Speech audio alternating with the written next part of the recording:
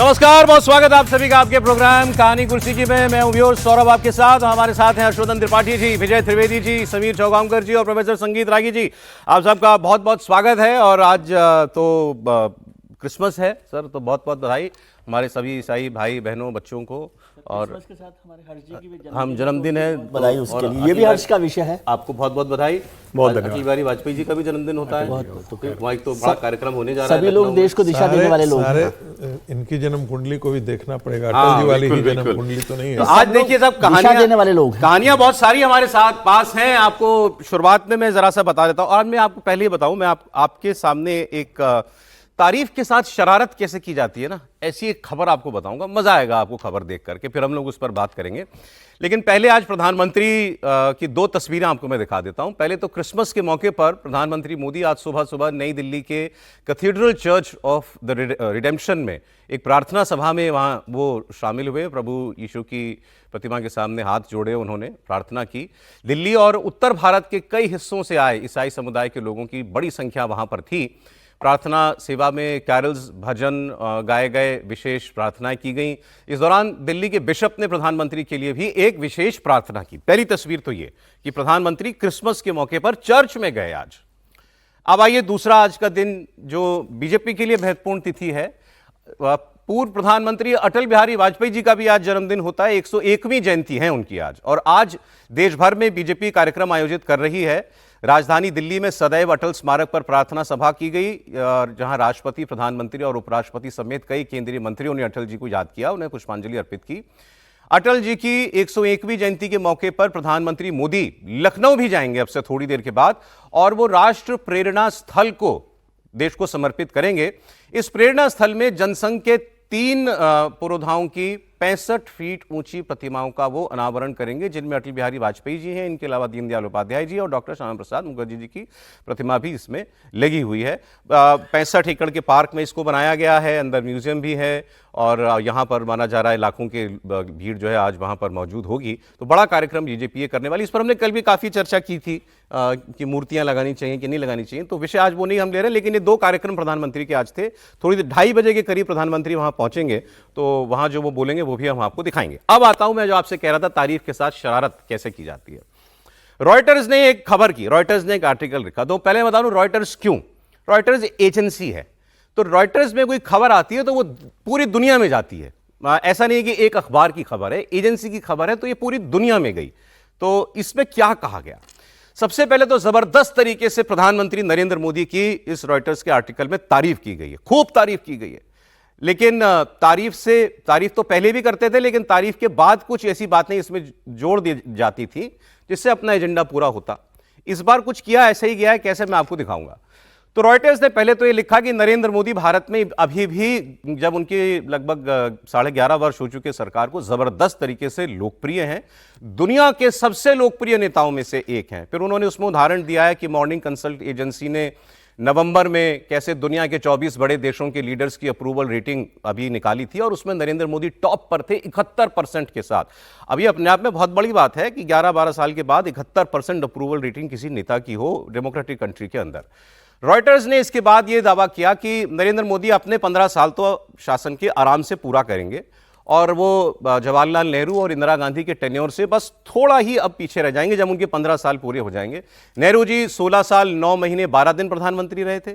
इंदिरा जी 15 साल 11 महीने 16 दिन प्रधानमंत्री नहीं, मतलब लगभग 16 साल। नरेंद्र मोदी जी के 11 साल हो गए, 15 साल उन्होंने लिखा है कि आराम से पूरे हो जाएंगे। तो उस रिकॉर्ड के बस थोड़ा ही पीछे मोदी जी उस वक्त होंगे 2029 में।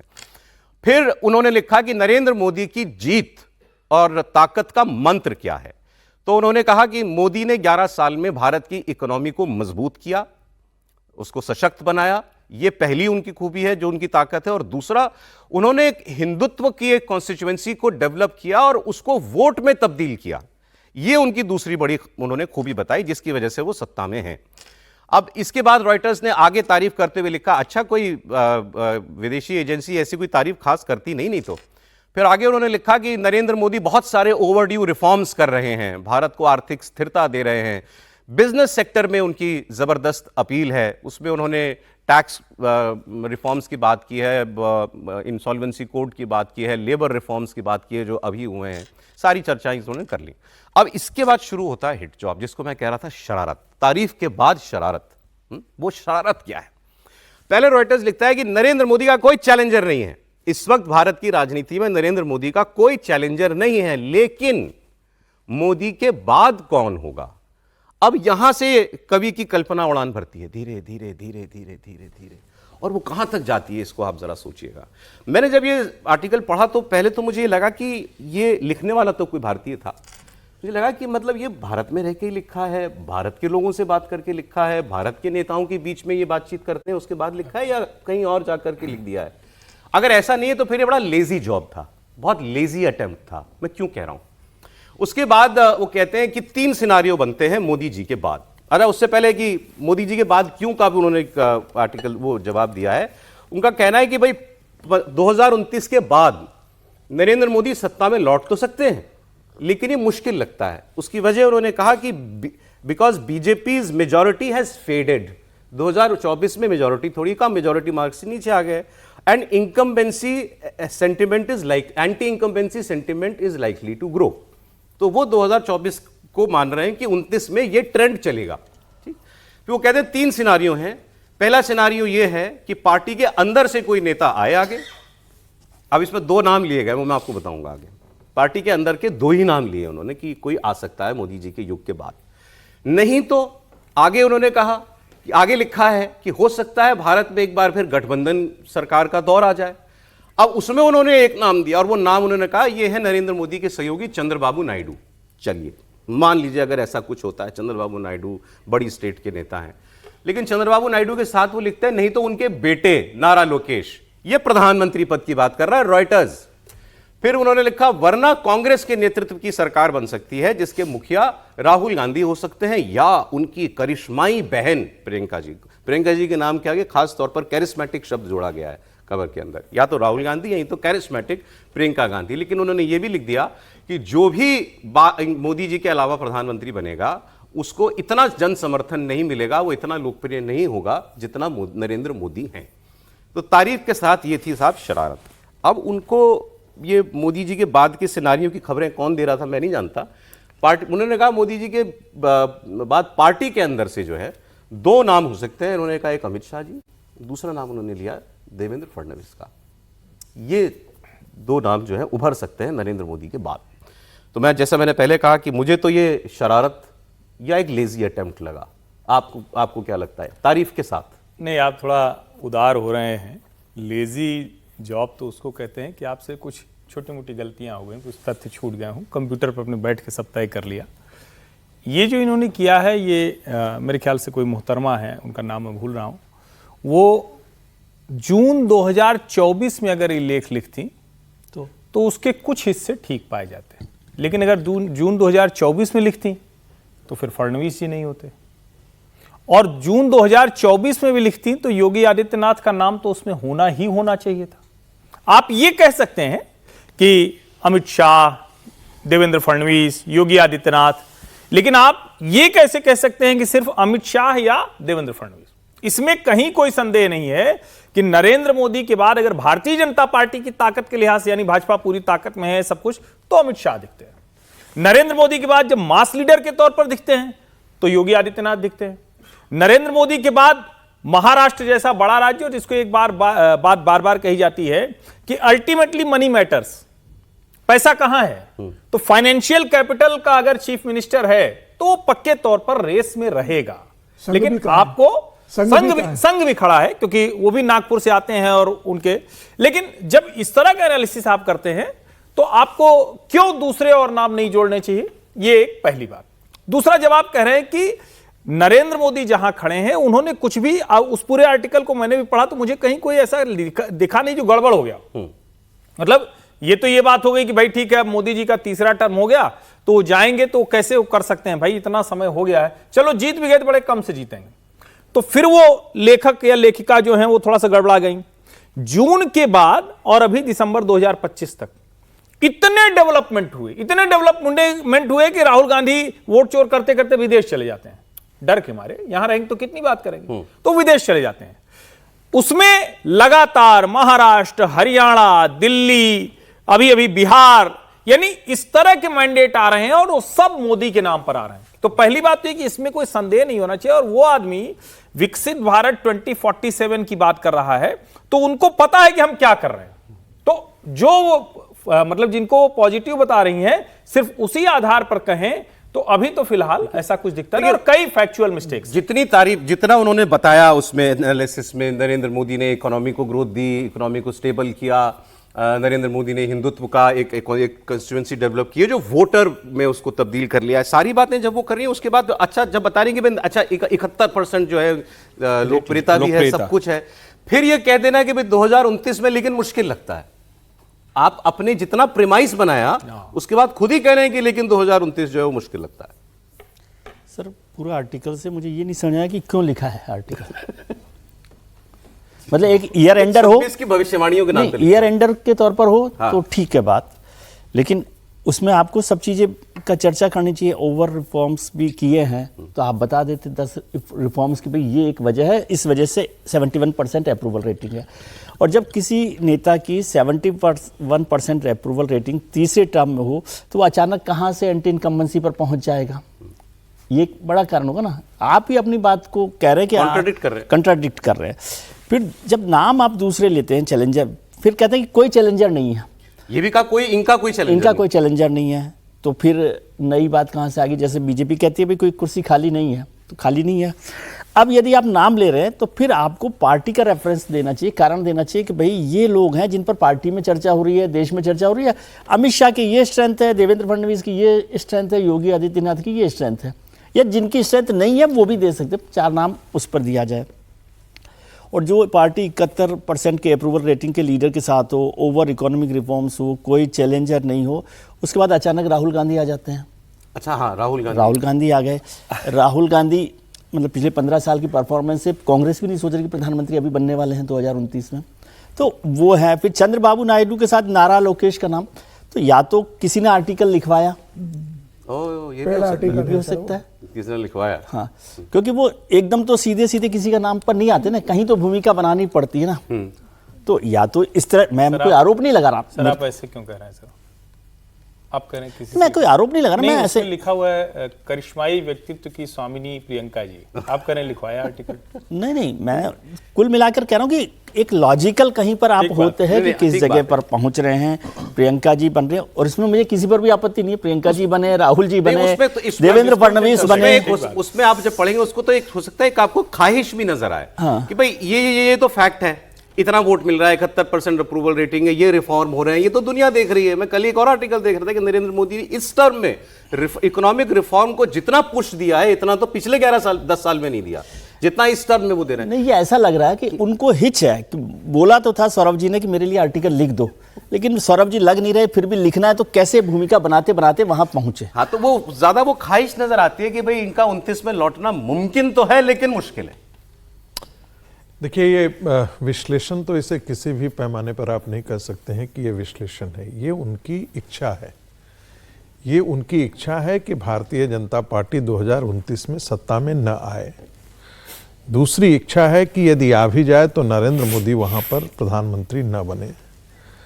आ भी जाए तो भारतीय जनता पार्टी में अभी से इस बात पर चर्चा न लगे और घमासान, और जिसे कहते हैं ना राजनीति के समीकरण में एक सह और मात अंदर से ही ज़्यादा होता है, तो कैसे एक दूसरे को प्रतिद्वंदी बनाया जाए भारतीय जनता पार्टी के अंदर, इनकी एक ख्वाहिश है। और उससे ज़्यादा उनकी ख्वाहिश है कि नरेंद्र मोदी और भारतीय जनता पार्टी वाकई 2029 में न बने, किसी भी तरीके से यदि बने तो वहाँ पर एक संवित सरकार बने। संवित सरकार इसलिए है कि ताकि लोगों में, अब इससे क्या होगा, इससे जो है कई बार होता है कि आपके बारे में कह दिया जाए कि आप जो है वो प्रधानमंत्री बनने वाले हैं। सौरभ जी, आप अगले दिन विजय जी भी यदि बोल देंगे और तीसरा दिन हर्षवर्धन जी भी बोल देंगे तो आपके मन में आना शुरू हो जाएगा को कुछ तो है मेरे व्यक्तित्व में जो मेरे बारे में ऐसी बातें की जा रही है। तो नारा लोकेश के मन में भी उस प्रकार का मन में आना शुरू हो गया है। नारा लोकेश फिर चंद्रबाबू नायडू को भी संभावना दिख रही थी, क्या भारतीय जनता पार्टी को डैमेज करने के बाद हम आगे बढ़ सकते हैं क्या? एक जो थर्ड फ्रंट की बातें आज के दिन में जो खत्म हो गई थी, क्या थर्ड फ्रंट को रिवाइव करने की बात की जा सकती है क्या? चौथी बात, फिर उनको लगता है कि देखिए हमने तो इसमें पूरे आर्टिकल लिख दिया लेकिन गांधी परिवार को तो हमने जोड़ा ही नहीं, ये तो महापाप के बराबर है। तो रेउटर लिखे और गांधी परिवार के बारे में नहीं लिखे तो ये महापाप के बराबर हो जाएगा। तो फिर उन्होंने कहा कि नहीं, कांग्रेस पार्टी का जो युवराज है 55%। तो मुझे नहीं पता था कि ये आर्टिकल जो है योगी जी ने पढ़ा कि नहीं पढ़ा होगा मुझे लगता है, क्योंकि योगी जी का बयान जो मैं आपको सुना रहा हूं, ये मैं आप कल का बयान आपको सुना रहा हूं। तो योगी आदित्यनाथ ने तो कल यूपी की असेंबली में खुल्लम खुल्ला कह दिया, सामने विपक्ष बैठा था। अच्छा, इस आर्टिकल की एक और खास बात है, मतलब रॉयटर्स ने जो अभी तक तो आप चलाते थे ब्रेकिंग न्यूज, ये खबर है ब्रेकिंग न्यूज में। ब्रेकिंग व्यूज में न्यूज भी अगर ब्रेकिंग हो, नहीं देखिए ये कुछ वैसा ही है जैसे पृथ्वीराज चौहान ने जो क्या नाम है उनका, पृथ्वीराज चौहान। तो जिन्होंने जिस प्रकार के 19 तारीख को भारत का प्रधानमंत्री बदल जाएगा, कुछ वैसे ही है। योगी जी ने कल यूपी की असेंबली में कहा कि 2047 तक अभी कोई मौका नहीं है आप लोगों के लिए, ऑपोजिशन को, क्योंकि हमने जो माहौल तैयार किया है, जनता खुश है, चुनाव के नतीजों में साफ दिख रहा है, तो 2047 तक नो वैकेंसी। यानी जाति के नाम पे बांटो, भाषा और क्षेत्र के नाम पे लड़ाओ, तुष्टीकरण को बढ़ाओ, अराजकता और वैमनस्यता पैदा करो, यही तो कर रहे थे। दंगे, जंगल राज, माफिया राज, वन डिस्ट्रिक्ट वन माफिया, गुंडा टैक्स, अवैध वसूली। अभी तो मैंने शुरुआत की, ये तो अभी शुरुआत है। सत्ता के संरक्षण में पैरेलल, ये 11 वर्ष नहीं, अभी तो आपको जो है 2047 तक इंतजार करना होगा। अभी 2000 नेता विरोधी दल और विरोधी पक्ष से जुड़े हुए लोगों से। योगी जी कह रहे हैं 2047 तक तो अभी आपको इंतजार करना ही पड़ेगा। मतलब मुझे पहले लग रहा था कि कहीं वो असेंबली की बात तो नहीं कर रहे, लेकिन क्लियर कर दिया वहां पर, क्योंकि 11 साल उन्होंने कहा कि हाँ, तो ये जो है दिल्ली की सरकार की बात कर रहे हैं कि 2047 तक नो दिल्ली में बीजेपी की सरकार की बात कर रहे हैं वो, दिल्ली में बीजेपी की सरकार की बात कर रहे हैं। निश्चित रूप से प्रधानमंत्री मोदी ने जो 2047 में विकसित भारत की बात की है, तो तय है कि 2047 तक का जो प्रधानमंत्री मोदी का विजन है वो भारतीय जनता पार्टी लेकर जाएगी। अब 2047 तक वैकेंसी नहीं है, तो वैकेंसी 2047 के लिए तो अभी 22 साल हैं। अब 22 साल तो प्रधानमंत्री पीएम नहीं रहेंगे, आज 75 के प्रधानमंत्री हो गए, और मुझे लगता है कि अभी 10 साल तो वैकेंसी प्रधानमंत्री के रूप में नरेंद्र मोदी रहने वाले हैं। अभी 10 साल प्रधानमंत्री कहीं नहीं जाएंगे, यहां से 10 साल बिल्कुल। अभी 75 के 85 तक प्रधानमंत्री मोदी देश के प्रधानमंत्री रहेंगे, नेतृत्व करेंगे पार्टी का और देश का। और फिलहाल जो एंटी इनकम्बेंसी की जो बात रही है, उन्होंने एंटी इनकम्बेंसी खत्म करके उसे प्रो इनकम्बेंसी में कन्वर्ट किया है। तो 10 साल प्रधानमंत्री मोदी के नेतृत्व को कोई चुनौती नहीं है। उसके बाद अब कौन नेतृत्व में आता है, पार्टी की स्थिति में जाती है, वो भविष्य की बात होगी। लेकिन इस राइटर्स का जो लेख छपा है, उसमें सबसे इंटरेस्टिंग मुझे ये लगा कि भाई इसमें नारा लोकेश का नाम आना, मतलब कहीं से भी वो फिट नहीं बैठता कि उसका नाम कैसे आएगा। चंद्रबाबू नायडू तो आज 75 साल के हो गए, 10 साल बाद तो 85 के हो जाएंगे, मोदी जी की उम्र के बराबर है। तो चंद्रबाबू नायडू तो वैसे भी नहीं रहने वाले 85 के समय, और जो अपने राज्य के अंदर कभी मुख्यमंत्री लगातार रहा नहीं हो, बुरी तरीके से चुनाव हारा हो, फिर लौट कर आया हो, प्रधानमंत्री मोदी ने सहयोग किया हो, चुनाव के अंदर प्रचार किया और मोदी के कारण सत्ता में लौटे हो, और वो व्यक्ति अगर देश के प्रधानमंत्री बनने के लिए उसका नाम का चल रहा है। इस समय तो रिलेवेंस यह था कि अगर राइटर्स को लिखना था तो ये लिख सकते थे कि भाई क्या राहुल गांधी की जगह प्रियंका गांधी विपक्षी नेता बनेगी, जो चर्चा चल रही है। क्या कांग्रेस के अंदर एक बड़ा वर्ग मान रहा है कि प्रियंका गांधी को नेतृत्व करना चाहिए, तो क्या प्रियंका गांधी कांग्रेस की अगली राष्ट्रीय अध्यक्ष बनेगी? वो कांग्रेस के ऊपर फोकस करके लिखते, जिसकी चर्चा चल रही है कि प्रियंका गांधी को आगे लाना, और राहुल गांधी या सोनिया गांधी क्या रोक रहे हैं, कांग्रेस का अध्यक्ष बनाएंगे या विपक्ष का नेता बनाएंगे, उस पर अगर आर्टिकल होता तो ज्यादा ठीक था। केंद्र में फिलहाल कोई स्कोप नहीं है। ठीक है सर, 2047 तक बीजेपी रहेगी और अगले 10 साल प्रधानमंत्री मोदी रहेंगे। अब योगी जी की आगे की बात आप सुनिए। योगी जी ने कल बहुत सारे हिसाब बराबर किए असेंबली में। उन्होंने अपना बताते हैं जैसे वो कि भाई जब से हम आए हैं, बीजेपी की सरकार बनी है, कोई सांप्रदायिक दंगा नहीं होता। फिर उन्होंने कहा कि दंगाइयों का उपचार कैसा होता है, इसके बारे में बरेली के मौलाना से पूछ लो। यानी उस समय हर एक तबके में असुरक्षा का वातावरण था, प्रदेश की छवि अराजकता की थी, अस्थिरता की थी, और आज रूल ऑफ लॉ, आज यूपी के अंदर है। कोई सांप्रदायिक दंगा नहीं है। दंगाई, ओह, दंगा कैसे होता है और दंगाई का उपचार कैसे होना है, हाँ, तो बरेली के मौलाना से पूछ लो। अब यहां न कर्फ्यू है न दंगा है, अब यूपी में सब तो बरेली का मौलाना कौन? तौकीर रजा, जिसके सहयोगियों के घर पर कल भी एक बारात घर पर कल भी बुलडोजर चला, वो आपने तस्वीरें देखी थी। फिर इसका आगे उन्होंने जो बात की, अच्छा ये बात वो पहले भी कह चुके हैं।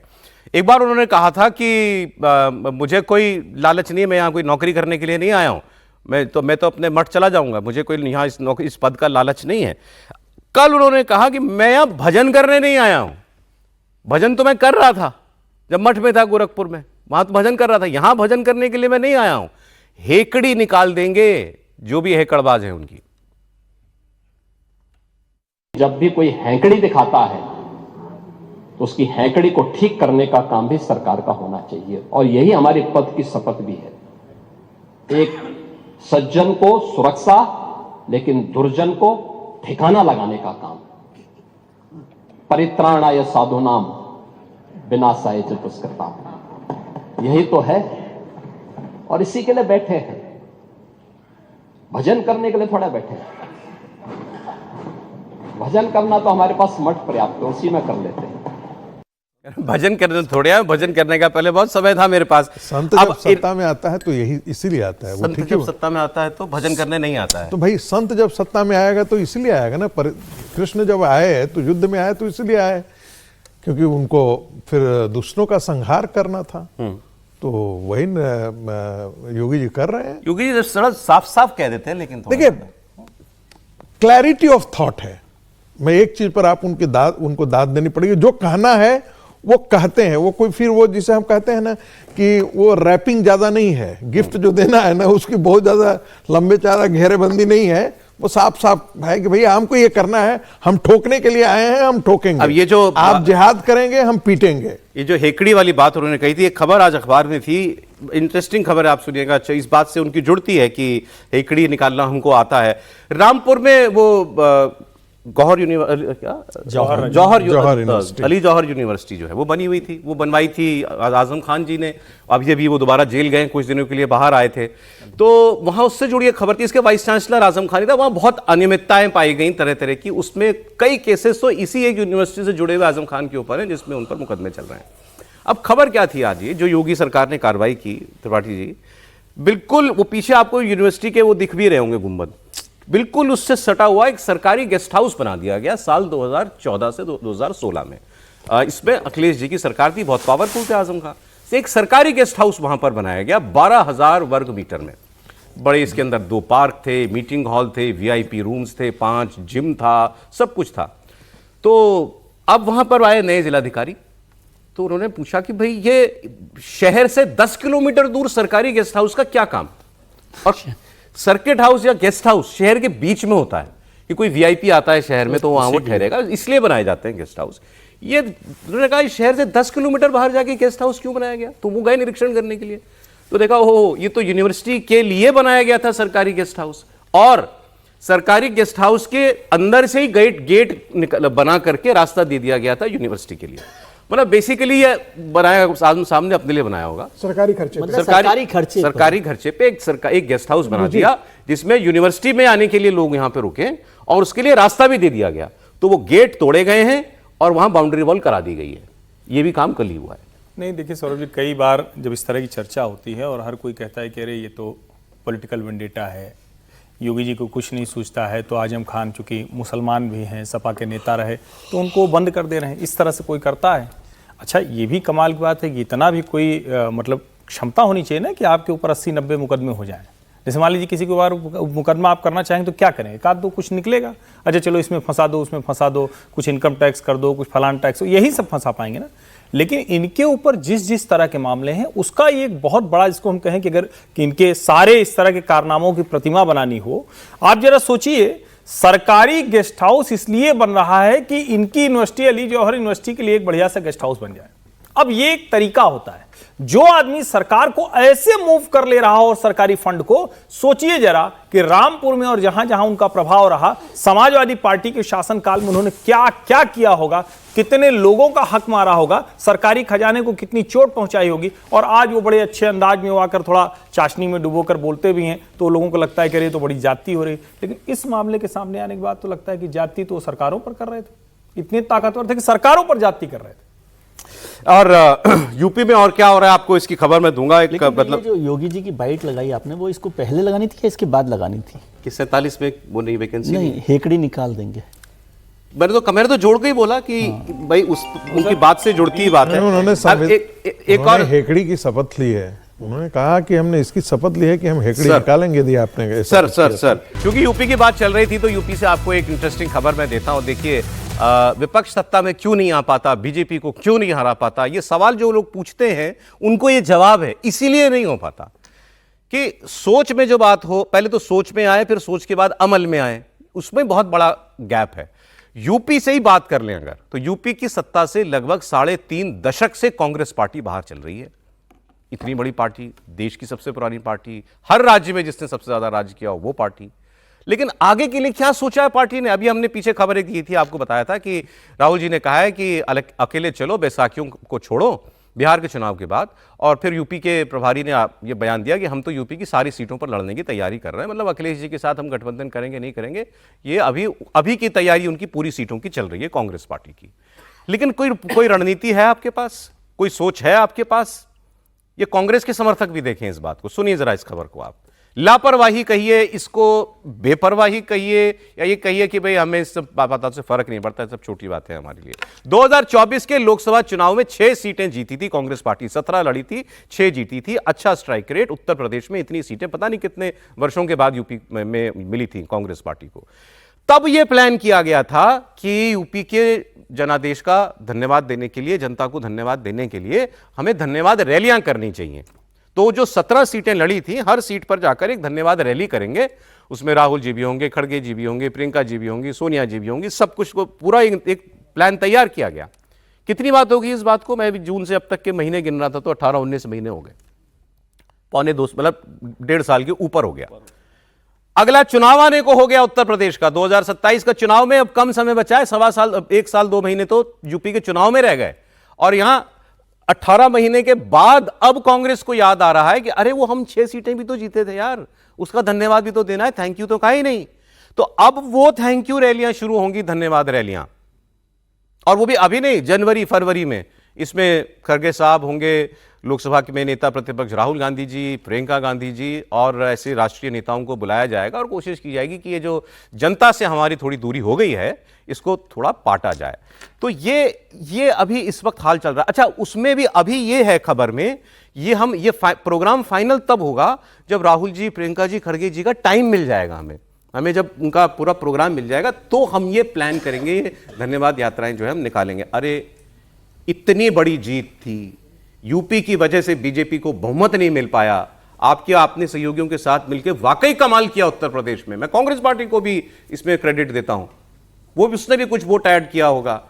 और उसके बाद आपकी ऐसी लापरवाही, ये 1.25-2 साल तक आपने सुध ही नहीं ली, और अब याद आ रहा है कि लोकसभा का धन्यवाद करने के लिए रैलियां निकालनी है। समीर जी, बहुत दुर्भाग्यपूर्ण है कांग्रेस की जो स्थिति पूरे देश के अंदर है। और उत्तर प्रदेश तो कांग्रेस का एक समय, मतलब जवाहरलाल नेहरू के बाद से आप देखिए भाई, संजय गांधी वहां से चुनाव लड़े, हालांकि हारे भी, इंदिरा गांधी वहां से रही, जवाहरलाल नेहरू वहां से रहे। कांग्रेस की एक बहुत बड़ी ताकत थी। राहुल जी रहे, प्रियंका जी रहे, वो तो अभी रहे, लेकिन शुरुआत से कांग्रेस का अगर देखें गढ़ रहा है, और एक से एक बड़े मुख्यमंत्री जो रहे, बड़े दिग्गज नेता कांग्रेस के, सब उत्तर प्रदेश से निकल कर आते थे। उस उत्तर प्रदेश में कांग्रेस की ये हालत हो जाना कि राहुल गांधी तो खुद चुनाव वहां से हार जाते, और प्रियंका गांधी को भी बनने के लिए फिर उत्तर प्रदेश नहीं मिलता, उनको वायनाड जाना पड़ता। उत्तर प्रदेश से इतनी दूरी उनकी हो जाती है कि गांधी परिवार जो उत्तर प्रदेश से बनकर राजनीति में आया था, वो उत्तर प्रदेश से चुनाव लड़ने की हिम्मत नहीं कर पाता। प्रियंका गांधी को वायनाड जाना पड़ता है सेफ सीट के लिए, केरल के राज्य में। तो आज उत्तर प्रदेश में आपकी यह हालत है कि समाजवादी पार्टी आपको बहुत देने को तैयार नहीं है। बहुजन समाज पार्टी 2007 में पूर्ण बहुमत की सरकार बना लेती है, आपका एक विधायक उत्तर प्रदेश के अंदर देखने पर नहीं मिलता है। संगठन में अगर देखें और पार्टी की हालत देखें सर, आज मैं खबर पढ़ रहा था अभी 2 दिन पहले कि उत्तर प्रदेश के 40% जो कांग्रेस के जिला कार्यालय है, ऑफिस है, वहां बिजली का कनेक्शन कट गया क्योंकि बिजली का बिल पार्टी ने भरा नहीं है। सीरियसली 40 जगह बिजली का बिल का कनेक्शन न कटने के कारण लाइट का कनेक्शन कट गया है। और कांग्रेस के कई ऐसा कार्यालय है जहां महीनों ताला लटका रहता है, कोई आकर ताला खुलने वाला नहीं है। कर्मचारी जो थे सफाई, उनको पैसे नहीं मिले, वो स्टाफ छोड़कर चले गए, तो सफाई कौन करेगा? तो कोई ताला नहीं खोलता, बिजली कनेक्शन कट गया। अगर उत्तर प्रदेश में कांग्रेस की हालत है कि उसके 40% जिला कार्यालयों के अंदर बिजली का बिल भरने के कारण बिजली का कनेक्शन कट रहा है, सफाई कर्मचारी इसलिए नहीं आ रहा है कि भाई आप पैसा नहीं दे पा रहे हो, चाय पिलाने वाला इसलिए चाय लेकर नहीं आता कि चाय के बिल का पेमेंट करने की स्थिति में नहीं हो, तो आप उत्तर प्रदेश में कांग्रेस की हालत लगा सकते हो। स्टाफ घर से थर्मस में चाय लेकर जाता है कांग्रेस के कई कार्यालय, ये मजाक नहीं, मैं सही बता रहा हूँ, ये हालत है कांग्रेस की आज की तारीख में। कांग्रेस को चिंता करना लेकिन शॉकिंग है आपने जब अगर ये बिजली कटने सच है, गई ये सच है कि घर से चाय लेकर थर्मस में जाते हैं कि चाय पिलाने वाला नहीं है कि आपको पेमेंट कौन करेगा कार्यकर्ताओं को। तो इसी अच्छा, पार्टी जीत के बाद तो सर्वाइव करेगी, सोच रही है। जीत के बाद तो आदमी में वैसे ही जोश होता है, जोश में तो आदमी जो है अगर 2 फुट की छलांग लगा सकता है तो 6 फुट की लगा देता है। तो मतलब वो भी आपने तब नहीं किया, पता नहीं किस खुमारी में रहे। अब जब विधानसभा का चुनाव आ रहे तो कह रहे अब रैलियां करेंगे हम लोकसभा की जीत की। 2 वजह हो सकती है। एक तो ये बात है कि 1989 में आखिरी मुख्यमंत्री रहे थे कांग्रेस के नरेंद्र तिवारी, 1989। अब आप गिनते मत रहना, फिर कुछ जोड़ते रहेंगे, इतने साल हो गए, इसलिए मैंने साल बता दिया आपको सीधा सीधा। तो 1989 के बाद नहीं है, कांग्रेस लगातार वहाँ पे कमज़ोर होती रही। जो कांग्रेस का गढ़ हुआ करता था उत्तर प्रदेश, पूरी तरह से वहाँ से बिल्कुल ख़त्म हो गई। वो समीर जी ने तो आपको बहुत सारी हकीकत बता दी। वो कह रहे 40% ऑफिसेज में बिजली कट गई। वो इसलिए भी पता होगा क्योंकि 40% ऑफिस में गए होंगे लोग, नहीं तो हो सकता है ज़्यादा में कटी हुई हो, क्योंकि कांग्रेस के ऑफिस आजकल नहीं खुल रहे वहाँ पर। और मुझे जो लगता है ना, ये क्यों हुआ है, ये धन्यवाद यात्रा तो है, विधानसभा चुनाव भी हैं, प्रियंका जी के रिवाइवल के लिए उत्तर प्रदेश में एक बार से फिर री एंट्री जो है प्रियंका जी की हो। क्योंकि अभी आप पिछले दिनों से काफ़ी माहौल देख रहे हैं कि प्रियंका जी एक्टिव हुई हैं, वो अच्छा बोल रही हैं, फिर प्रैक्टिकल लीडर है, तो एक वो कारण हो सकता है। सेंस नहीं बन रही सेंस नहीं बन रहा था कि आप क्यों कर रहे हैं, 1.5 साल बाद क्यों कर रहे हो। और आपकी बात ठीक है कि भाई इतनी अच्छी जीत हुई थी, उस समय धन्यवाद देते तो शायद थोड़ा सा और खड़े हो सकते थे, समाजवादी पार्टी के साथ और जुड़ जाते, समाजवादी पार्टी के साथ भी खड़े होकर कर लेते, तो चलो दोनों की दोस्ती अच्छे से चल जाती। खबर में ये भी लिखा था कि उस वक्त इसलिए नहीं हुआ कि कंफ्यूजन ये थी कि समाजवादी पार्टी के साथ सारी 80 सीटों पर करें रैलियां या सभाएं, या केवल वो 17 थे जहां पर हम अकेले लड़े, जहां हम लड़े थे। प्रदेश तो पूरा है ना जीते हो, वहां पर भी तो धन्यवाद देंगे या नहीं देंगे धन्यवाद? धन्यवाद के इससे संबंध, आपकी वो पॉइंट मुझे बात लगा कि प्रियंका जी को लॉन्च करने के लिए, देखिए प्रियंका जी को लॉन्च करने से ज्यादा 2027 का जो चुनाव आ रहा है उसमें कांग्रेस पार्टी जो है वो कितना बार्गेन कर सकती है समाजवादी पार्टी के साथ। तो अपना फुटप्रिंट जब तक वहां पर नहीं दिखाई देगा, आप शहर और गली मोहल्ले में आपके लोग खड़े नहीं मिलेंगे, आपकी सभाओं में भीड़ नहीं दिखेगी, तब तक कांग्रेस पार्टी के साथ समाजवादी पार्टी कितनी सीटों पर तैयार होगी, कितनी सीटें देने के लिए तैयार होगी।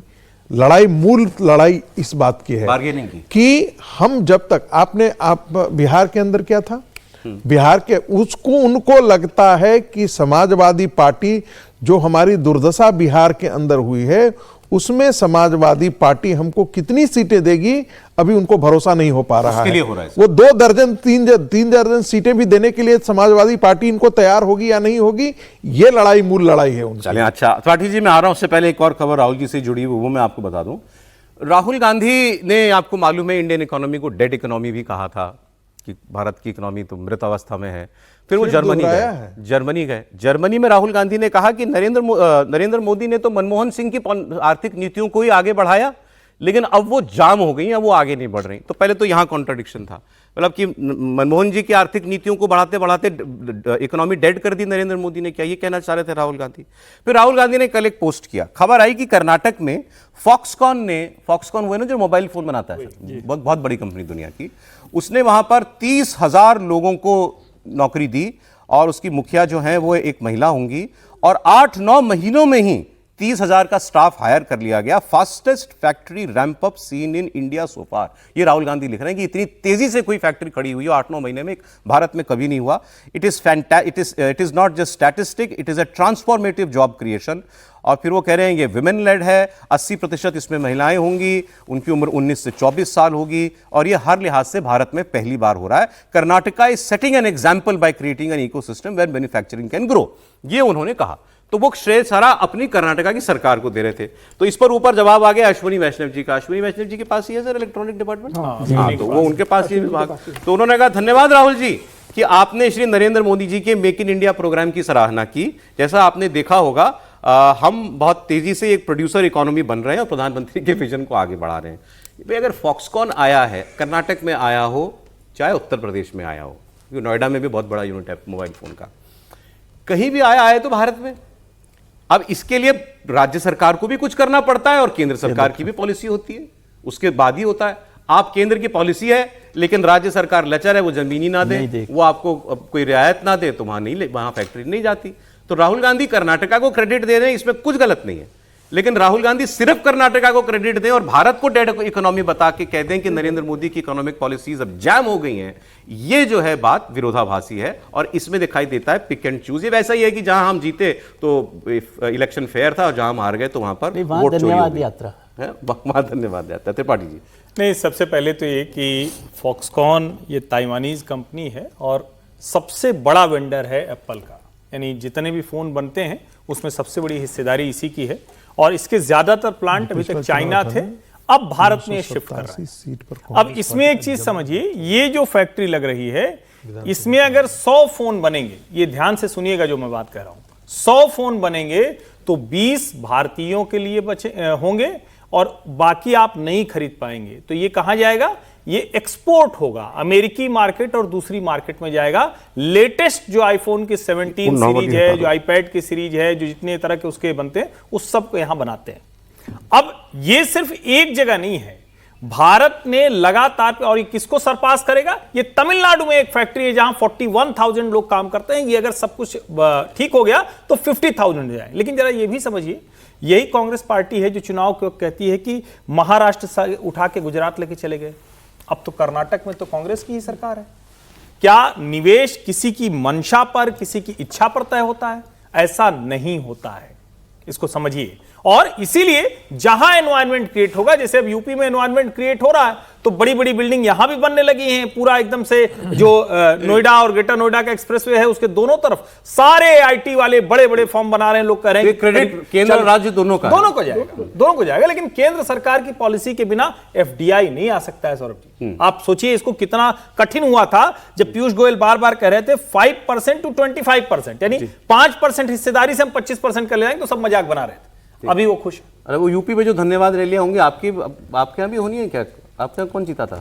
नहीं, हमारे यहाँ कर सकते हैं वो मतलब सपा जीती, वो हमारे यहाँ तो समाजवादी पार्टी जीती। नहीं, हमारे यहाँ तो उज्जवल को तो कांग्रेस ने टिकट दिया था। हाँ। समाजवादी पार्टी के कांग्रेस के आपके यहाँ धन्यवाद रैली होगी। तो उनके पिता रेवती रमण जो है वो आपके समाजवादी पार्टी। अभी एक आंकड़ा प्रोफेसर साहब दे रहे थे कि पिछले यूपी इलेक्शन में कांग्रेस की, मतलब आप ये कह रहे हैं कि हर्ष जी को धन्यवाद दे रही है कांग्रेस? नहीं, ठीक ही है, हमें तो देना ही चाहिए। हम तो 300 कुछ सीटों पर जमानत जब्त हो गई थी। 2022 का जो चुनाव हुआ था उसमें अभी किसी ने एक डाटा भेजा है, 387 सीटों पर कांग्रेस पार्टी की जमानत जब्त हो गई थी विधानसभा चुनाव में। अच्छा, आगे की खबर देखिए, उसमें फिर ऑपोजिशन की हम लोग बात कर रहे हैं। इसमें कल आपने देखा था राज ठाकरे और उद्धव ठाकरे एक साथ आए, दोनों भाई, उन्होंने कहा हम एक साथ हैं ये बीएमसी इलेक्शन के लिए, लोकल इलेक्शंस के लिए। तो उसमें सारी बातें हुई थी। तो फडणवीस साहब से रिएक्शन लिया गया, देवेंद्र फडणवीस जी से, मुख्यमंत्री जी से, कि साहब दोनों ठाकरे ब्रदर्स जो हैं वो एक हो गए, आपके लिए कितनी बड़ी चुनौती है। तो उन्होंने कहा कि बड़ा मजेदार जवाब दिया। उन्होंने कहा कि हाँ मैं भी देख रहा हूँ, मैंने भी तस्वीरें देखी हैं और बातचीत तो ऐसे की जा रही है या हाइप तो इसको ऐसे दिया जा रहा है जैसे कि पुतिन और जेलेंस्की की मुलाकात हो गई हो, जैसे कि रूस और यूक्रेन जो हैं वो साथ आ गए हों। कोई इतनी बड़ी बात नहीं हुई है। सुनिए। हाइप तो ऐसे क्रिएट की जा रही है मानो रशिया और यूक्रेन ही साथ में आ गया और ज़ेलेंस्की और पुतिन बात कर रहे हैं। इस प्रकार की हाइप दो पार्टियां जो अपना अस्तित्व खोज रही है, जिन्होंने अपना अस्तित्व गंवा दिया है, जिन्होंने बार बार भूमिकाएं बदलकर लोगों के बीच अपने बारे में अविश्वास पैदा किया है, जिन्होंने तुष्टीकरण की नीति को अपनाकर एक प्रकार से अपना वोट बैंक खो दिया है, ऐसी दो पार्टियां साथ में आई है। ये तो बात उन्होंने की उद्धव ठाकरे और राज ठाकरे की पार्टी की। अब इसमें कांग्रेस का भी आप एंगल देख लीजिए क्या है। महाराष्ट्र निकाय चुनाव को लेकर के कांग्रेस ने कहा कि हम अकेले चुनाव लड़ेंगे, लेकिन कांग्रेस की प्रॉब्लम है दूसरी। बीएमसी चुनाव को लेकर कांग्रेस कैंप से जो बड़ी खबर आ रही है उसके मुताबिक मुंबई में चुनाव लड़ने के लिए कांग्रेस को उम्मीदवार नहीं मिल रहे हैं। मुंबई में, ये मुंबई इंपॉर्टेंट है, महानगर में 30 जगहों पर कैंडिडेट की खोज चल रही है अभी कांग्रेस पार्टी को। जी सभी जी सर, उम्मीदवार तो मिल ही नहीं रहे क्योंकि कांग्रेस कभी भी 227 सीटों पर अकेली लड़ी नहीं है। जब भी लड़ी है वो गठबंधन के अंदर चुनाव लड़ी है, राष्ट्रवादी कांग्रेस पार्टी शरद पवार के साथ मिलकर लड़ी है। और आज कांग्रेस की स्थिति वहां पर ही है। और जो चुनाव लड़ने की स्थिति में वो पार्टी से कह रहे हैं कि कम से कम हमें 2-2 करोड़ रुपया चुनाव में दीजिए, बीएमसी में चुनाव लड़ने के लिए इतना पैसा खर्च होगा हमारा। और पार्टी ने कह दिया है कि हम आपको 25 लाख रुपए देंगे। तो कई लोगों ने लड़ने से मना कर दिया कि हमारे पास पैसा नहीं है और पार्टी 25 लाख रुपए देगी, हम चुनाव नहीं लड़ पाएंगे। तो कांग्रेस के पास देने के लिए पैसा नहीं है, लड़ने के लिए उम्मीदवार नहीं है। और क्या कांग्रेस आज लड़ेगी वहां पर जिसके 7 से 8 उम्मीदवार सिर्फ जीतते हैं, वहां पर ज्यादा तो उम्मीदवार हार जाते हैं। मुस्लिम वोटों की राजनीति लेकर अकेले लड़ने का फैसला किया क्यों इन्होंने? नहीं, इनको लगा राज ठाकरे उद्धव ठाकरे के साथ चले गए तो हम राज ठाकरे के साथ किसी हालत में नहीं जा सकते क्योंकि राज ठाकरे उत्तर भारतीयों की पिटाई करते हैं। हम उत्तर भारत में हमको रहना है, राज ठाकरे का विरोध करना है, तो हम बाहर हो गए। अब उद्धव ठाकरे को समझ में आएगा कि कांग्रेस के पास कुछ नहीं है, राज ठाकरे के साथ मिलेंगे तो मराठी वोट बैंक एकत्रित करके हम कुछ हासिल कर सकते हैं। ठीक है। कांग्रेस की स्थिति है कि 10 सीट भी जीतने की स्थिति में नहीं है आज की तारीख में। अब महाराष्ट्र में कांग्रेस कोई बहुत दिनों से सत्ता से बाहर हो ऐसा नहीं है, अभी मतलब बीएमसी में कभी नहीं रही थी। अब बाकी कॉर्पोरेशन में ठीक है, कांग्रेस का आधार है, उत्तर महाराष्ट्र में चले जाएंगे, मराठवाड़ा में चले जाएंगे। कैंडिडेट ना मिलना, मैं कह रहा हूँ ये बड़ी बात है। वहां बहुत बड़ी बात है। पैसा भी नहीं है तो कैंडिडेट मिलेगा कहां से? एक खबर आपको मैं दे देता हूं, ये इंडिगो एयरलाइंस का जो पीछे अभी फियास्को हुआ, जिस तरीके से क्रैश कर गया है इंडिगो और 15 दिन तक लोग परेशान रहे, हजारों उड़ानें जो हैं वो कैंसिल हुई, लाखों लोग इससे उनको नुकसान पहुंचा। अब आरोप लगाया गया कि ये तो वो है डुओपॉली या मोनोपॉली है, क्योंकि 65-70% इसका शेयर था 64% के करीब एविएशन सेक्टर में। अब खबर आ रही है कि ऐसे एक एयरलाइन के ऊपर कोई निर्भरता ना रहे तो 3 एयरलाइंस को लाइसेंस जारी किए जा रहे हैं। इनके नाम है शंख एयर, अल हिंद एयर और फ्लाई एक्सप्रेस। ये फैसला तब लिया गया जब हाल ही में इंडिगो से ऑपरेशन से जुड़ी दिक्कतें जो हैं वो सामने आई हैं। इसके बाद सरकार को लगा कि भारतीय एविएशन सेक्टर में और कंपनियों की और एयरलाइंस की जरूरत है। Civil aviation minister Ram Mohan Naidu ने कहा कि सरकार का लक्ष्य भारतीय आसमान में ज्यादा से ज्यादा एयरलाइंस और हवाई जहाज उड़ते देखना है। तो अब 3 नई एयरलाइंस को लाइसेंस दिया जा रहा है। सर, इस पर हमने कल परसों कल आप सही रहते हैं, कैसा हो रहा है जब पाकिस्तान वाली बात, तब मैंने कहा था कि ये सरकार फैसला कर चुकी है, मतलब इसका अब उनका जो भी फॉर्मेलिटीज़ है वो पूरी होने वाली है। और मेरे ख्याल से शंख एयरलाइंस में या किसी एक में सरकार की भी हिस्सेदारी होगी। अच्छा, हाँ, ये विचार चल रहा है, कितना आगे बढ़ा नहीं पड़ा, लेकिन सरकार की हिस्सेदारी होगी क्योंकि वो सरकार समझती है कि बहुत बार क्राइसिस होता है ना, तो जो प्राइवेट एयरलाइंस है उस पर उनका कंट्रोल नहीं होता, तो वो समझते कम से कम क्राइसिस हो तो एक सरकार की एयरलाइंस हो तो वो उस समय उन चीजों को कंट्रोल कर सकते। हाँ, तो उस समय बेच दिया। वही बात है ना कि एयर इंडिया का घाटा और फायदा जो भी सब नहीं करते ना, सांसद जाते पेमेंट करोड़ों रुपए सरकार, तो इस वजह से उसका बड़ा नुकसान हुआ। और ये तीनों एयरलाइंस वापस शुरू कर रहे हैं। लेकिन महत्वपूर्ण बात ये ना, एयरलाइंस शुरू करने से काम नहीं चलेगा ना, एयरलाइंस तो बहुत सारी अब भी चल रही है। केवल इनके पास जहाज हो, रूट्स हो, इनके पास जहाज हो, रूट्स हो, और जो डीजीसीए करता है रूट्स को देने के लिए, उनके फ्लाइंग टाइम को देने के लिए, वो जो करप्शन है उसको देखने की जरूरत है कि वो कैसे हो रहा है। और सरकार ने जो प्रधानमंत्री जी ने इतनी बड़ी उड़ान योजना शुरू की थी, उसमें आज हकीकत यह है कि 50% जो नए एयरपोर्ट बने हैं वो बंद पड़े, वहां पे कोई फ्लाइट्स ही नहीं है। हाँ, नहीं, इसके बारे में जो रिपोर्ट आई थी 50% तो नहीं, 15 एयरपोर्ट ऐसे हैं जिन पर ऑपरेशन नहीं हो पा रहा है, बाकी जगह चल भी रहा है, वो केवल औपचारिक तौर पे चल रहा है। 15 ऐसे मैं कह रहा हूं जो प्लान उनका प्रधानमंत्री का अच्छा है, जिस पर सारा काम हो रहा है, लेकिन उसके एग्जीक्यूशन लेवल पर कोई काम नहीं हो रहा। लेकिन ये अच्छी खबर है कि अच्छी खबर है, लेकिन इसके और डीजीसीए को सुधारने की बहुत बड़ी जरूरत है। अगर इंडिगो के अभी के क्राइसिस से अगर वाकई सबक लिया गया है तो बहुत अच्छी खबर है। फिर वो मार्केट शेयर जो है वो किसी एक के पास ऐसा नहीं होना चाहिए कि वो अगर बैठ जाए तो पूरा सेक्टर आपका ठप हो जाए। एक फेयर डिस्ट्रीब्यूशन हो और ज्यादा से ज्यादा एयरलाइंस हो, इससे अच्छी बात नहीं हो सकती कोई। और सरकार, आप जैसा आपने कहा, सरकारी डिपार्टमेंट का रोल इसमें बहुत अहम होगा। कई दिनों से आपको हम खबर दिखा रहे हैं कि गाजा में इंटरनेशनल फोर्स में पाकिस्तान अपनी सेना भेजेगा कि नहीं भेजेगा। आज खबर मैं आपको दे रहा हूं कि वो भेज रहा है, और भेज रहा है कितनी ये भी आपको बता देता हूं। 3,500 सैनिक पाकिस्तान गाजा भेजेगा। इंटरनेशनल स्टेबलाइजेशन फोर्स में वो शामिल होगा। लेकिन खबर इतनी नहीं है, खबर यह है कि वो उस फौज का नेता भी बनना चाहता है, उस फौज को लीड करना चाहता है पाकिस्तान। और आसिम मुनीर जो इनका air chief of defence forces, field marshal, 4-5 नाम और लगा ले सर अपने नाम के पीछे, छोटा पड़ता होगा, तो वो उसकी बड़ी दिलचस्पी है। मुनीर चाहता है गाजा में तैनात होने वाली आईएसएफ को पाकिस्तान लीड करे। वो चाहता है पाकिस्तान का कोई सीनियर जनरल गाजा में इंटरनेशनल स्टेबलाइजेशन फोर्स का लीडर हो, वहां एक पूरा जो है हेडक्वार्टर बनाया जाए। अमेरिका और पाकिस्तान के डिफेंस ऑफिशियल्स इस आईएसएफ को लेकर लगातार बातचीत कर रहे हैं। अमेरिका का एक सैन्य प्रतिनिधिमंडल कुछ ही दिनों में पाकिस्तान पहुंचने भी वाला है। आसिम मुनीर की और अमेरिकी सेना का जो सबसे अहम कमांड है, सेंट्रल कमांड, सेंटकॉम जिसको कहते हैं, इनकी लगातार बातचीत हो रही है। यह तो रही खबर। अब यह भी साफ है कि इस आईएसएफ के जरिए पाकिस्तान अपने बहुत सारे राजनीतिक, आर्थिक और सैन्य हित साधना चाहता है। सबसे पहले तो वो मुस्लिम दुनिया का नेता बनेगा। ये क्या कि देखिए, जो सबसे बड़ा ट्रबल स्पॉट है वहां पर सबसे मुश्किल काम मेरी फौज कर रही है।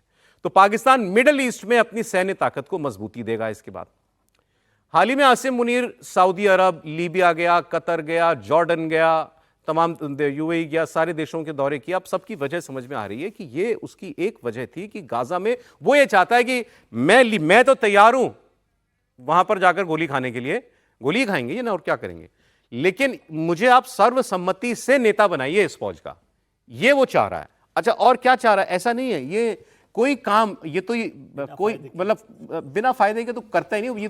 ये तो पैसे लेते हैं लड़ाई लड़ने के लिए। पाकिस्तान की फौज मर्सिनरी फौज है, मर्सिनरी फौज है। ये कहीं भी पहुंच जाते हैं, इनको पैसा दो, ये लड़ लेंगे आपके लिए। अपने सिपाहियों को किसी तीसरे देश के झगड़े में मरवाने में पाकिस्तान के जनरलों को पैसा मिले तो कोई प्रॉब्लम नहीं है, कोई प्रॉब्लम नहीं है। अब ये इसके लिए लाखों डॉलर ले लेंगे उनसे। इतना ही नहीं कर रहा है ये, इसने अमेरिका से मांग की है कि पाकिस्तान का non major non NATO ally का जो दर्जा था, बहुत अहम दर्जा था पाकिस्तान के पास, वो पिछले कुछ सालों में वापस ले लिया गया इनकी करतूतों की वजह से। इसने कहा है वो बहाल कीजिए आप। इसके अलावा अमेरिका हमारे हथियारों की आपूर्ति, सैन्य प्रशिक्षण, इंटेलिजेंस शेयरिंग, ये सारी चीजें दोबारा बहाल करे। फिर अफगानिस्तान के साथ जो हमारा मामला है आतंकवाद को लेकर के, टीटीपी को लेकर के, उसमें हमारी मदद अमेरिका करे। मतलब वो चाह रहे हैं सीधे सीधे अमेरिका आप अफगानिस्तान में घुसो, हमारी अफगानिस्तान में जाकर के मदद करो। तो ये सारी मांगे इन्होंने की हैं। इसके अलावा वो कोई आर्थिक पैकेज तो वो लेगा ही लेगा, इसके बिना तो इनका काम नहीं चलता। तो ये थी खबर। अब जब ये बात हमें मालूम है तो पूरे पाकिस्तान को मालूम है। तो पाकिस्तान में आसिम मुनीर के खिलाफ फतवा निकला, और ये हाफिज मुनीर, मैं भी कह रहा था कि एक आध नाम और पीछे लगा ले, तो ये हाफिज आसिम मुनीर है, हाफिज कुरान है। और इसकी बात खत्म नहीं होती, मौलानाओं की तरह बात करता है जब तक ये कुछ आयतें कोट ना कर दे। लेकिन अब कराची के लियारी टाउन में, जहां वो जिसके ऊपर धुरंधर फिल्म बनी है, वहां मौलानाओं की एक जमात बैठी और वहां से सारी बातें जो हैं आसिम मुनीर और फौज के खिलाफ की गई। और यहां तक कि उनके मौलाना है तारिक उस्मानी, जितना मुझे ठीक याद आ रहा है, अभी नाम आपकी स्क्रीन पे आ जाएगा, उसने तो फतवा निकाल दिया कि ये फौज और आसिम मुनीर जितने काम कर रहा है ये सब गैर इस्लामी काम है, ये सारे नाजायज काम है, और आसिम मुनीर के खिलाफ फतवा निकल गया। सुनिए जरा बात। फौज के जो एजाजी ओहदे हैं, फील्ड मार्शल, और जो 2 नए ओहदे पैदा किए गए हैं, वो हर किस्म की ताजीरी कानून के तहत, किसी भी फौजदारी कानून के तहत उनको ताहयात उन पर कोई मुकदमा नहीं कायम हो सकता और न उनके ऊपर कोई कार्रवाई हो सकती है। ये एक ऐसा इकदाम है जिसकी कोई नज़ीर कम से कम मेरे इल्म में दसातीर आलम में नहीं है। फील्ड मार्शल के खिलाफ मुफ्ती तकी उस्मानी साहब ने एक फतवा जारी किया है कुरान हदीस की रोशनी में। वो फतवा क्या है कि सदर मुमलकत और फील्ड मार्शल को ताहियात इस्तशना देना इस्लाम और इंसाफ के तकाजों के खिलाफ है। अब ये फतवा जारी किया गया 27वीं आईनी तरमीम की मंजूरी के बाद सदर मुमलकत और आर्मी चीफ के हवाले से ये कानून साजी की गई आइन के अंदर कि इनको ताहियात इस्तशना है।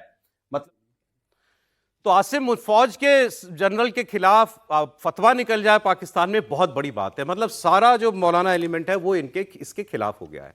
अब आगे आप सुनिए जो प्रॉब्लम इनको गाजा में होने वाली है। वो एक इनके बड़े सीनियर जर्नलिस्ट है, वो मैं उस आदमी को सुनता हूँ, वो बड़ी बैलेंस्ड बात करता है। उसने कहा जरा इमेजिन करो कि पाकिस्तान का सिपाही, इन्होंने वहां तो हर इंसान बचपन से ही जो है वो धार्मिक शिक्षा में ही पला बड़ा होता है कि जिसने कुरान पढ़ी है, हदीस पढ़ी है, वो इजराइल के साथ, सैनिक के साथ खड़ा होगा जाके, यहूदी फौज के सामने वो खड़ा हो जाएगा जाके। जरा आप इमेजिन कैसे कर सकते हो? बोले या तो यहूदी उसको गोली मार देगा मुसलमान समझ के, या ये मुसलमान उसको यहूदी मान के गोली मार देगा, फिर तुम क्या करोगे? सुनिए। वो वहां पर ट्रूप्स भेजे जाएंगे, वो भी हम नहीं होने देंगे। ये रिलीजियस क्लरिक्स जो हैं पाकिस्तान के, उनकी तरफ से ये ऐलान किया गया है, जिसके अंदर मौलाना फजलुर रहमान से लेकर मौलाना तकी उस्मानी तक मौजूद हैं। तो ये है, लेकिन बात ये है कि फसाद तो शुरू हो चुका है, यानी लड़ाई जो है वो। अब ये इन्होंने बात की है बिल्कुल पते की प्रैक्टिकल बात, बिल्कुल। इसके बावजूद आसिम मुनीर अपने 3,500 फौजी वहां पर भेजना चाहता है। सर देखिए, बहुत कॉम्प्लेक्स है और वाकई मुझे लगता है कि इजराइल इसका इंतजार कर रहा है। अच्छा। हाँ, इजराइल की जो एस्टेब्लिशमेंट है वो कभी नहीं चाहती है कि पाकिस्तानी आर्म फोर्सेस वहां पर आए। अमेरिका क्यों है? अमेरिका चाहता है कि वहां पर हम पाकिस्तान को उलझाएं, और मुझे लगता है कि इसमें जो ये पत्रकार, पाकिस्तान का पत्रकार कह रहा है, वो बिल्कुल सही कह रहा है। भाई, यहूदियों को तो दुश्मन करार दिया गया है, वो ठीक बोल रहा है। कुरान अगर हदीस जिसने भी पढ़ी है, कुरान और हदीस जिसने पढ़ी है, यहूदी तो उनके लिए दुश्मन करार दिए गए हैं, विधिवत करार दिए गए हैं। ऐसी स्थिति में यदि पाकिस्तान का आर्मी का कोई भी वहां पर होगा, सिपाही होगा, और यदि कुछ भी ऐसा कर देता है, तो क्या आपको लगता है इजराइल छोड़ेगा? बिल्कुल नहीं छोड़ेगा। उन्होंने कहा डूम्सडे। दूसरी बात, दूसरा सिनेरियो आप देखिए, गाजा में डिसआर्म करने के लिए यदि हमास पर गोली चलानी पड़ी, तब क्या बचेगा पाकिस्तान के लिए? फिर जन्नत कौन जाएगा दोनों में से? नहीं। देखिए, जन्नत आप जन्नत की इनको एक व्याख्या बता देते हैं। जन्नत जो है वो तुरंत इस्लाम के में यदि आप दीन के लिए शहीद होते हैं तो तुरंत जाते हैं, और बाकी ये सब मुसलमान जो है वो जन्नत नहीं जाते हैं, वो कयामत के दिन जाते हैं, तब तक कब्र में लटके रहेंगे। ठीक है, लेकिन ये इन्होंने परेशानी बता दी कि साहब ये होने वाला है सर, तब भी मुनीर इज ऑन भेजेंगे। अब मुनीर साहब की भी तो परेशानी समझे ना पत्रकार साहब, कि ट्रंप साहब उनके ऊपर बैठे हुए हैं, ट्रंप साहब से जो बातचीत हुई है, जो रिश्ता हुआ है, और अब वो इसको केवल यही सफाई दे सकते हैं कि पाकिस्तान के लिए मैंने कितना बड़ा बड़ा काम किए हैं, अमेरिका से ये काम करवा लिया, पैसे की मदद करवा ली, फौज की जो मदद थी वो करवा ली, अफगानिस्तान में क्या हो सकता है, ये सारी कोशिश करेंगे। लेकिन ये डे वन से जब फैसला हुआ था, तब से हम लोग भी यहाँ पर चर्चा कर रहे हैं कि पाकिस्तान के लिए बहुत मुश्किल भरा फैसला है, कदम है, कि उसको कोई स्वीकार करेगा पाकिस्तान का जो अवाम है, कि गजा के खिलाफ वहाँ पर खड़े फतवा निकाल दिया आसिम मुनीर के खिलाफ। जाहिर है, मतलब इसमें कोई मुझे हैरानी नहीं हो रही, लेकिन उसको फेस करना, जो पत्रकार ने बात कही ना, वो प्रैक्टिकल बात कही है कि भाई वो जो सैनिक है, जो फौजी है, वो कैसे फेस करेगा इन दोनों चीज़ों को आमने सामने। और यदि यहूदियों ने मान लिया बचाव के लिए तो वहाँ आए हैं, यहूदी तो उसको मुसलमान ही समझेगा, वो उसको मार देगा। और इजरायली भी एक सेकंड नहीं लगाते, जरा सा खतरा दिखते ही गोली मारते हैं। ज्यादा होता है, वो तो बिल्कुल नहीं रुकते। और जो इधर बैठे होंगे गाजा में, वो कहेंगे ये हमारे खिलाफ खड़े हुए हैं, तो वैसे उनको मार देगा। लेकिन फिर भी जो है आसिम मुनीर को पैसा दिख रहा है और वो वहां पर फौज दिख रहा है। अब सर कुर्सी वाले, एक बार आपको इजराइल ले चलना चाहिए। चलेंगे सर, ठीक है चलेंगे। आगे की खबर आप देखिए, मुनीर की परेशानियां आप देखिए। इमरान खान के बारे में मुझे कल 2 बयान मिले, आप बड़े गौर से सुनिएगा सर। त्रिपाठी जी, समझिए जी प्लीज। इमरान खान का एक समर्थक, पश्तून भाषा से ही लग रहा है, वो खड़ा हुआ, उसने कहा कि एक्चुअली वहां जो अपोजिशन पार्टियां, इन्होंने ऐलान किया है कि हम जनवरी में कोई मोर्चा निकालेंगे, ऐसा कुछ करेंगे। उसने कहा मैं नहीं वेट करता, जनवरी क्या, 2 दिन में हमारी मांगे पूरे करो, खान को बाहर निकालो, वरना इस्लामाबाद बना देंगे बांग्लादेश। यही बोला वो, इस्लामाबाद बना देंगे बांग्लादेश, और ये वजीर आजम की कुर्सी मैं खुद अपने सर पे रख के बाहर निकाल के आऊंगा। मतलब तख्त तो ताज पलट देंगे 2 दिन के अंदर, अगर इमरान खान को रिहा नहीं किया गया। सुनिए आप। अगर 2 दिन में हमारे मुतलबात तस्लीम ना हुए तो इंशाल्लाह बांग्लादेश तर्ज पर आएंगे, और इसी इस्लामाबाद में बांग्लादेश तर्ज पर वजीर आजम की कुर्सी इंशाल्लाह मैं सर पर उठाकर बाहर। बाकी हमारी लीडरशिप है, हमारे दिल जलते हैं। मैं वजीरिस्तान में बैठकर, ये हमारी बहनें बेटी है, हम किस लिए जेल में है, हम सब के लिए, कबाइलों, पख्तूनों, पंजाबी, सिंधी, कश्मीरी, सब के लिए लड़ रहा है, और हम उधर से देख रहे। ये देखा आपने, ये इमरान खान का समर्थक है जो इतना अपने नेता के लिए इतना डेडिकेटेड है। अब मुझे भी अंदाजा नहीं था कि हम तो ये पढ़ते तो थे कि इमरान खान बहुत लोकप्रिय है, कितना लोकप्रिय। मैं आपको अगला बयान इमरान खान के एक विरोधी का सुनवाऊंगा। एक वहां का एक कमेंटेटर हैं, ये सोशल मीडिया इन्फ्लुएंसर हैं, ये विरोधी है इमरान खान का, लेकिन वो जो बात कह रहा है ना, उससे इमरान खान की ताकत पता चलती है। उसने कहा कि इनको भी फौज ने कहा था नेशनल सिक्योरिटी थ्रेट, उसने कहा कि नेशनल सिक्योरिटी थ्रेट है कि नहीं ये तो मैं नहीं मानता, लेकिन बहुत बड़ा थ्रेट है। और वो इसीलिए कि एक जो खूबी इमरान खान के पास है वो ना आसिम मुनीर में, ना नवाज शरीफ में, ना शहबाज शरीफ में, ना बिलावल भुट्टो में है। वो क्या है? बोलिए, ये लोगों के दिमाग चोरी कर लेता है, ये कल्ट बनाता है, बना चुका है। और इमरान खान जो कह दे उसको फिर उसका सपोर्टर उसके अलावा कुछ सोच नहीं सकता। आप सुनिए जरा बात। मसला यह है कि उसने लोगों से उनका दिमाग ही छीन लिया। That's what I believe. कि मैं नहीं समझता कि वो कोई पूरे मुल्क को बर्बाद कर सकता है, या फिर वो कोई चाहता ही है कि यहाँ हिंदुस्तान आके हुकूमत कर ले, लेकिन मेरा ख्याल है कि he is the biggest intellectual threat to the country. क्योंकि जो सबसे खतरनाक पोटेंशियल उस आदमी की है, जो ना मियां नवाज शरीफ में, ना जरदारी में है, ना इस्टेब्लिशमेंट में है, ना किसी और में है, वो ये है कि वो आपसे आपका दिमाग छीन लेगा। कोई और आदमी, मेरा ख्याल है कि इंफॉर्मेशन टेक्नोलॉजी की एज में सोशल मीडिया को इस रफ्तार से कैप्चर नहीं कर सका इस मुल्क में जो उसने किया है। और उसने एक ऐसा जाइंट बनाया है सोशल मीडिया के ऊपर कि एक तो मुआशरे में इंटॉलरेंस 1000 गुना बढ़ गई है, गुस्सा बहुत बढ़ गया है, डिवीजन बहुत बढ़ गई है, पोलराइजेशन बहुत बढ़ गई है। अब इख्तलाफ सियासी तो वैसे ही एग्जिस्ट ही नहीं करता। या आप मुसलमान हैं या काफिर हैं। मुसलमान कौन है? जो पीटीआई के साथ है। या आप चोर हैं या आप सादिक और अमीन हैं। सादिक और अमीन कौन है? जो पीटीआई के साथ है। चोर कौन है? जो उसके खिलाफ है। ये बाइनरी बची है। और ये सारी सक्सेस है इमरान खान की कि हम जैसों को भी जो गालियां पड़ती हैं वो सारी उसकी वजह से हैं, क्योंकि ही हैज़ टोल्ड एवरीबडी कि हर वो आदमी जो उसके खिलाफ बोलता है उसने किसी और से पैसे लिए हुए हैं। उसका अपना दिमाग तो इस काबिल हो ही नहीं सकता कि वो मुझे क्वेश्चन करे। अब ये आदमी इमरान खान का विरोधी होते हुए भी ये कह रहा है कि उसने एक सोशल मीडिया जाइंट क्रिएट किया है। इंफॉर्मेशन टेक्नोलॉजी का ऐसा इस्तेमाल पाकिस्तान में आज तक किसी ने नहीं किया। और इमरान खान का सपोर्टर कहता है मुसलमान, अगर उससे यही पूछना ना, ये तो पाकिस्तान, ये तो यहाँ सारे मुसलमान हो ना, इमरान खान के सपोर्टर हो, हाँ तो मुसलमान हो, तुम नवाज शरीफ के हो ना, तुम मुसलमान नहीं हो। इस हद तक इमरान खान अपने लोगों का मतलब डार्लिंग है, ये कहना चाहिए इसको। तो खतरा तो है फिर इमरान खान से, त्रिपाठी। देखिए, इमरान खान कोई ऐसा नहीं है ना कि वो भुट्टो और शरीफ परिवार की तरह विरासत में कुछ मिल गया था। इमरान खान ने अपनी ताकत, अपनी प्रतिभा, अपनी क्षमता से क्रिकेट में जो नाम कमाया और उसके बाद दुनिया में जो उनका प्रभाव था, उसके हिसाब से उनकी ताकत, उनकी समृद्धि, उनके पैसे बढ़ते चले गए। लेकिन जब इमरान राजनीति में आए तो वो तो इन ताकतों से लड़कर आए। इमरान खान, मैं फिर कह रहा हूं, इमरान खान क्या कोई भी पाकिस्तान की कुर्सी पर होगा तो वो भारत विरोधी होगा, इसमें मुझे कोई भ्रम नहीं है कि वो आके बड़ा हमसे बिल्कुल। लेकिन इमरान खान आज की तारीख में एकमात्र व्यक्ति दिखता है जो वो एक मकड़ जाल है, आतंकवादी, आईएसआई और सेना, उसका जो मकड़ जाल है, जिस मकड़ जाल में एक कोई निरीह सा व्यक्ति बैठा होता है, जैसे आजकल वो शहबाज बैठा हुआ है, तो उससे बाहर मुझे दिखता है।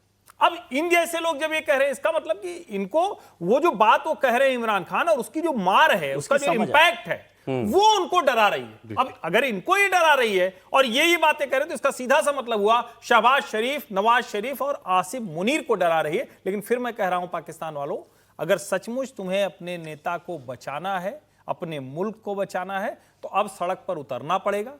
अब इस निजाम को पूरी तरह से बिना बदले बात नहीं होने वाली है। तुम्हारे नाम पर ये तुम्हारे मुल्क को जो भी जितना बचा है उसको कभी बेच आते हैं ट्रंप को, कभी बेच आते हैं जिनपिंग को, कभी कुछ और करते हैं। उससे बचाना है तो सड़क पर उतरना। समीर जी, आप असर बोलिएगा, एक अगली खबर दिखा दो, समीर जी का कमेंट लूंगा, उसके बाद से फिर आता हूं मैं। अब हालत देखना साहब पाकिस्तान के, ठीक है, आप हमें अपने देश में हर आदमी को लाख कमियां दिखाई देती हैं, लेकिन जब दिखता है ना दूसरी दुनिया में क्या चल रहा है, तो आप शुक्र करोगे भगवान मैं भारत में पैदा हुआ। एक तस्वीर दिखा देता हूं आपको बस। जाफर एक्सप्रेस का नाम सुना है अपने? बलोचों ने जो है इसको पहले तो एक बार 400 लोगों को बंधक बना लिया था, उसमें दर्जनों लोग मरे, फिर दोबारा अभी कुछ दिनों पहले उसके ऊपर हमला किया तो वो ट्रेन डिरेल हो गई थी। ये पिक्चर पाकिस्तान में किसी ने सोशल मीडिया में पोस्ट की, समीर जी देखिएगा जरा।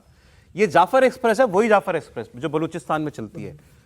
गाड़ी के ऊपर मशीन गन लगी हुई है, ट्रेन के ऊपर मशीन गन लगी हुई है। ऐसे ट्रेन चल रही है बलूचिस्तान में, मतलब आप कोई नॉर्मल ट्रेन चला नहीं सकते, मशीन गन माउंट की हुई है उसके ऊपर। ये आपको सामने जो दिख रहा है ऊपर आदमी, वो मशीन गन माउंट की हुई है। अब सुनिए जरा एक जो अभी ये मौलानाओं का कराची में मजमा लगा था जिसमें आसिम मुनीर के खिलाफ फतवा निकाला गया, वहीं पर एक आदमी जो बलूचिस्तान से आया था वो क्या बात बताता है। वो कहता है बलूचिस्तान का चीफ मिनिस्टर अपनी कैपिटल के बाहर क्वेटा के बाहर बिना हेलीकॉप्टर के नहीं निकल सकता अगर उसको बगल के शहर में भी जाना है। वो गाड़ी इस्तेमाल नहीं कर सकता। इतना बड़ा पाकिस्तान है तो उसमें इतना बड़ा कम से कम बलूचिस्तान है, सबसे बड़ा सूबा है, सबसे बड़ा। कह रहा है कि उसके क्वेटा राजधानी के भी एक छोटे से हिस्से में पाकिस्तान का राज है, बस बाकी पूरा बलूचिस्तान आजाद है। सुनिए। खुदा की कसम, हुकूमत खुद वजीरा ना बलूचिस्तान, वो खुशदार तक नहीं आ सकता बगैर हेलीकॉप्टर के। क्वेटा के छोटे से टुकड़े के अंदर, छोटे से टुकड़े में वहां सिर्फ हुकूमत है, नहीं है। तो यह पाकिस्तान के समीरी सबसे बड़े सूबे का हाल है और मुनीर गाजा कंट्रोल करने चला है। बिल्कुल। और बलूचिस्तान का जो बताया कि ट्रेन के ऊपर जाफर एक्सप्रेस के ऊपर मशीन गन लगी हुई है और ये बता रहा है कि भाई मुख्यमंत्री बिना हेलीकॉप्टर के और बिना सुरक्षा के बाहर नहीं निकल सकता। तो ये बना रहा है कि आसिम मुनीर की स्थिति क्या है। और जो अभी इमरान खान के समर्थक का दिखाया जा रहा था, वो कह रहा था कि भाई इमरान खान को 48 घंटे में आप छोड़ो वरना हम इसे बांग्लादेश बना देंगे, वज़ीर आज़म की कुर्सी हम अपने कंधों पर सर पर लेकर निकलेंगे।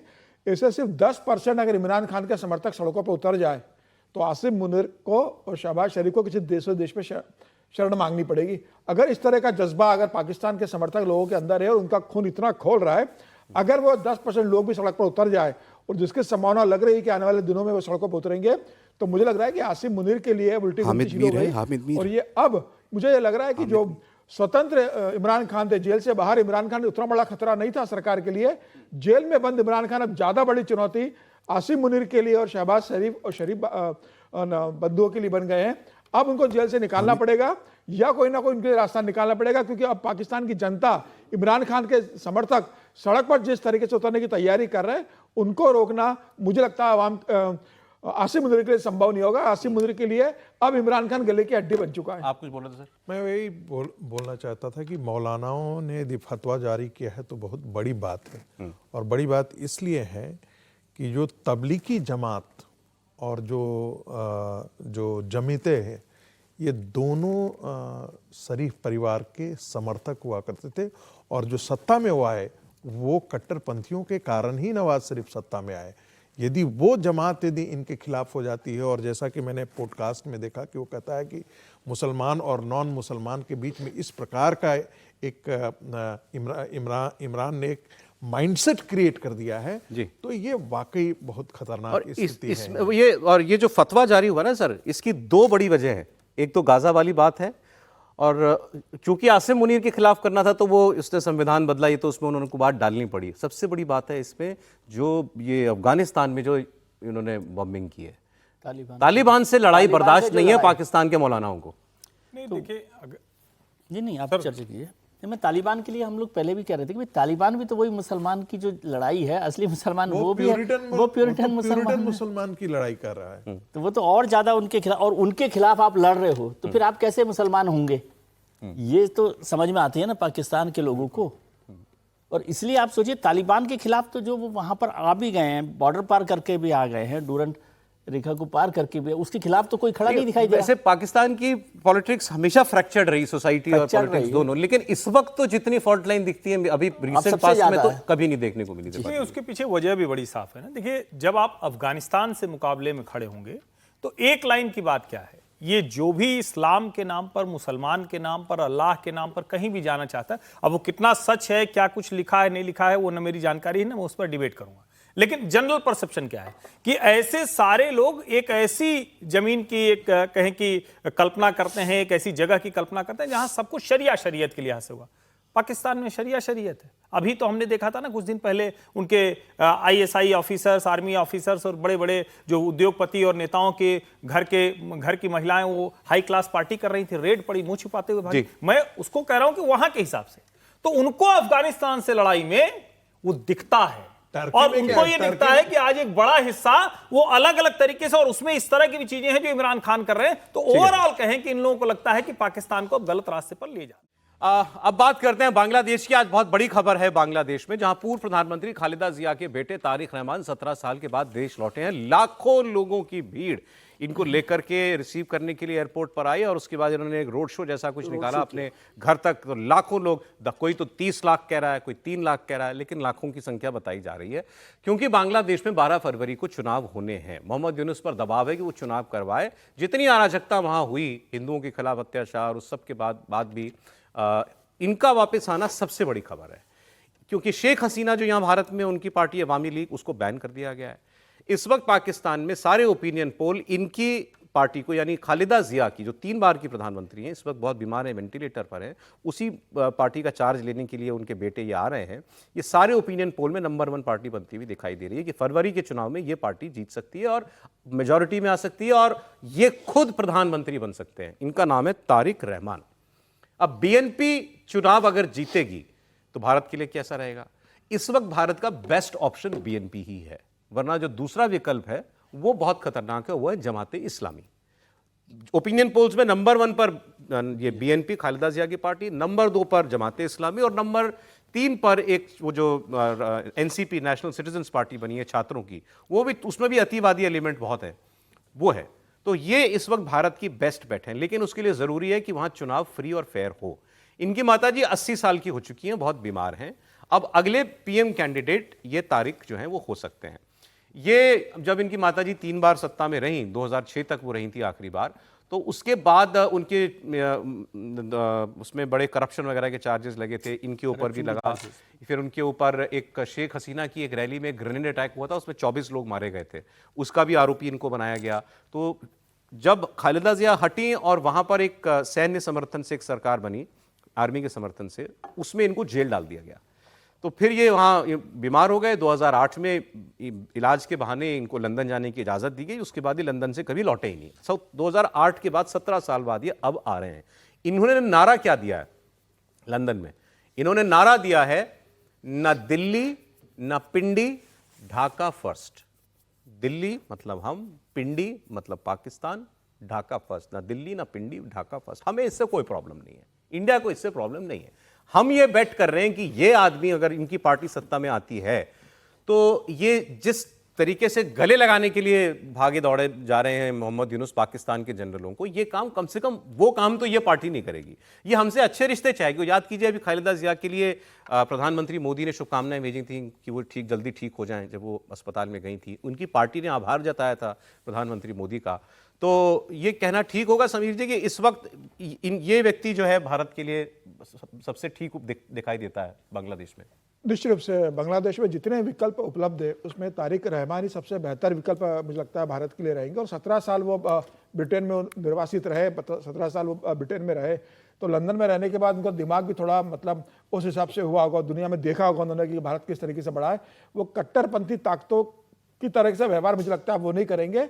जिस तरीके से वहाँ के जो कट्टरपंथी ताकतें सत्ता में आने की कोशिश कर रही है और बांग्लादेश को पाकिस्तान से ज्यादा कट्टरपंथी देश बनाने की जो कोशिश की जा रही है, जिस तरीके से हादी की हत्या की गई है, जिस तरीके से लगातार कट्टरपंथी ताकतें पाकिस्तान के मौलाना बांग्लादेश में जाकर जिस तरीके से भड़काने का काम कर रहे हैं, पाकिस्तान के सेना के लोग जैसे कि बांग्लादेश में जाकर बांग्लादेश में अपना अधिकार बढ़ाने की, दायरा बढ़ाने की कोशिश कर रहे हैं।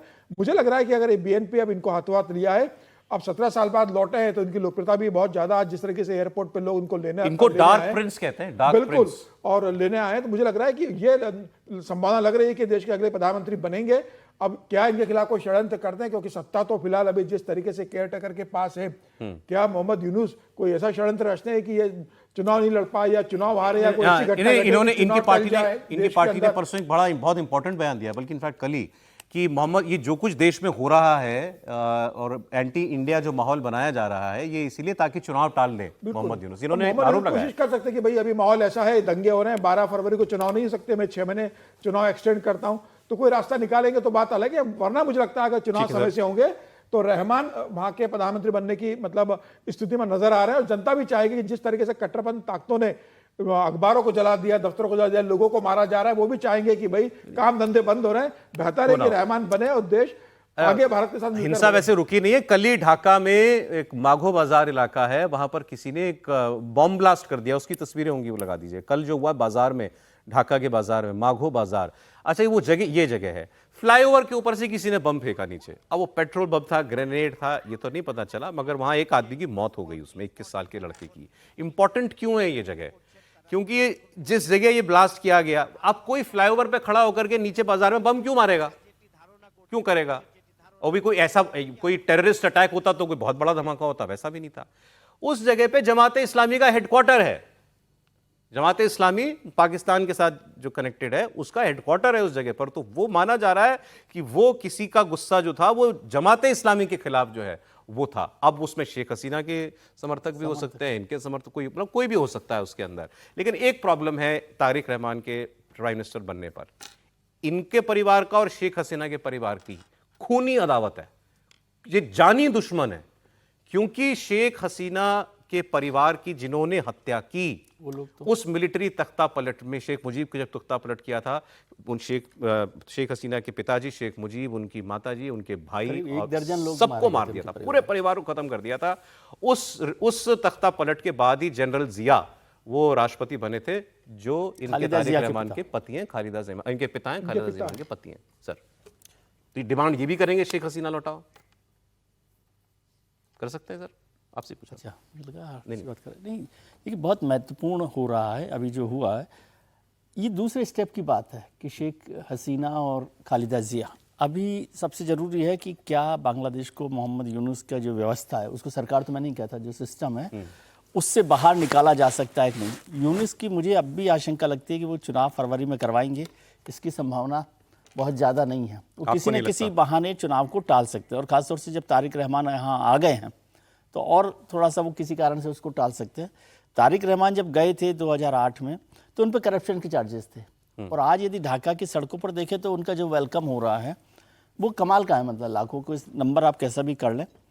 तो करप्शन के मामले में जो भागा हो, उनका खालिदा के बेटे हैं, 17 साल वो बाहर रहे।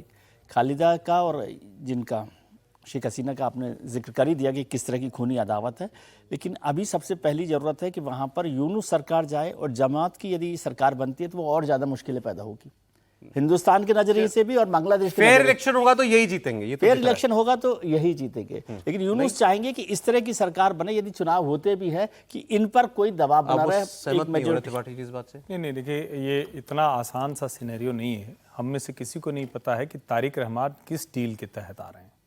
हम जो कल्पना कर रहे हैं वो ये कि तारिक रहमान अब आ रहे हैं, एक डेमोक्रेटिक प्रोसेस शुरू होगा।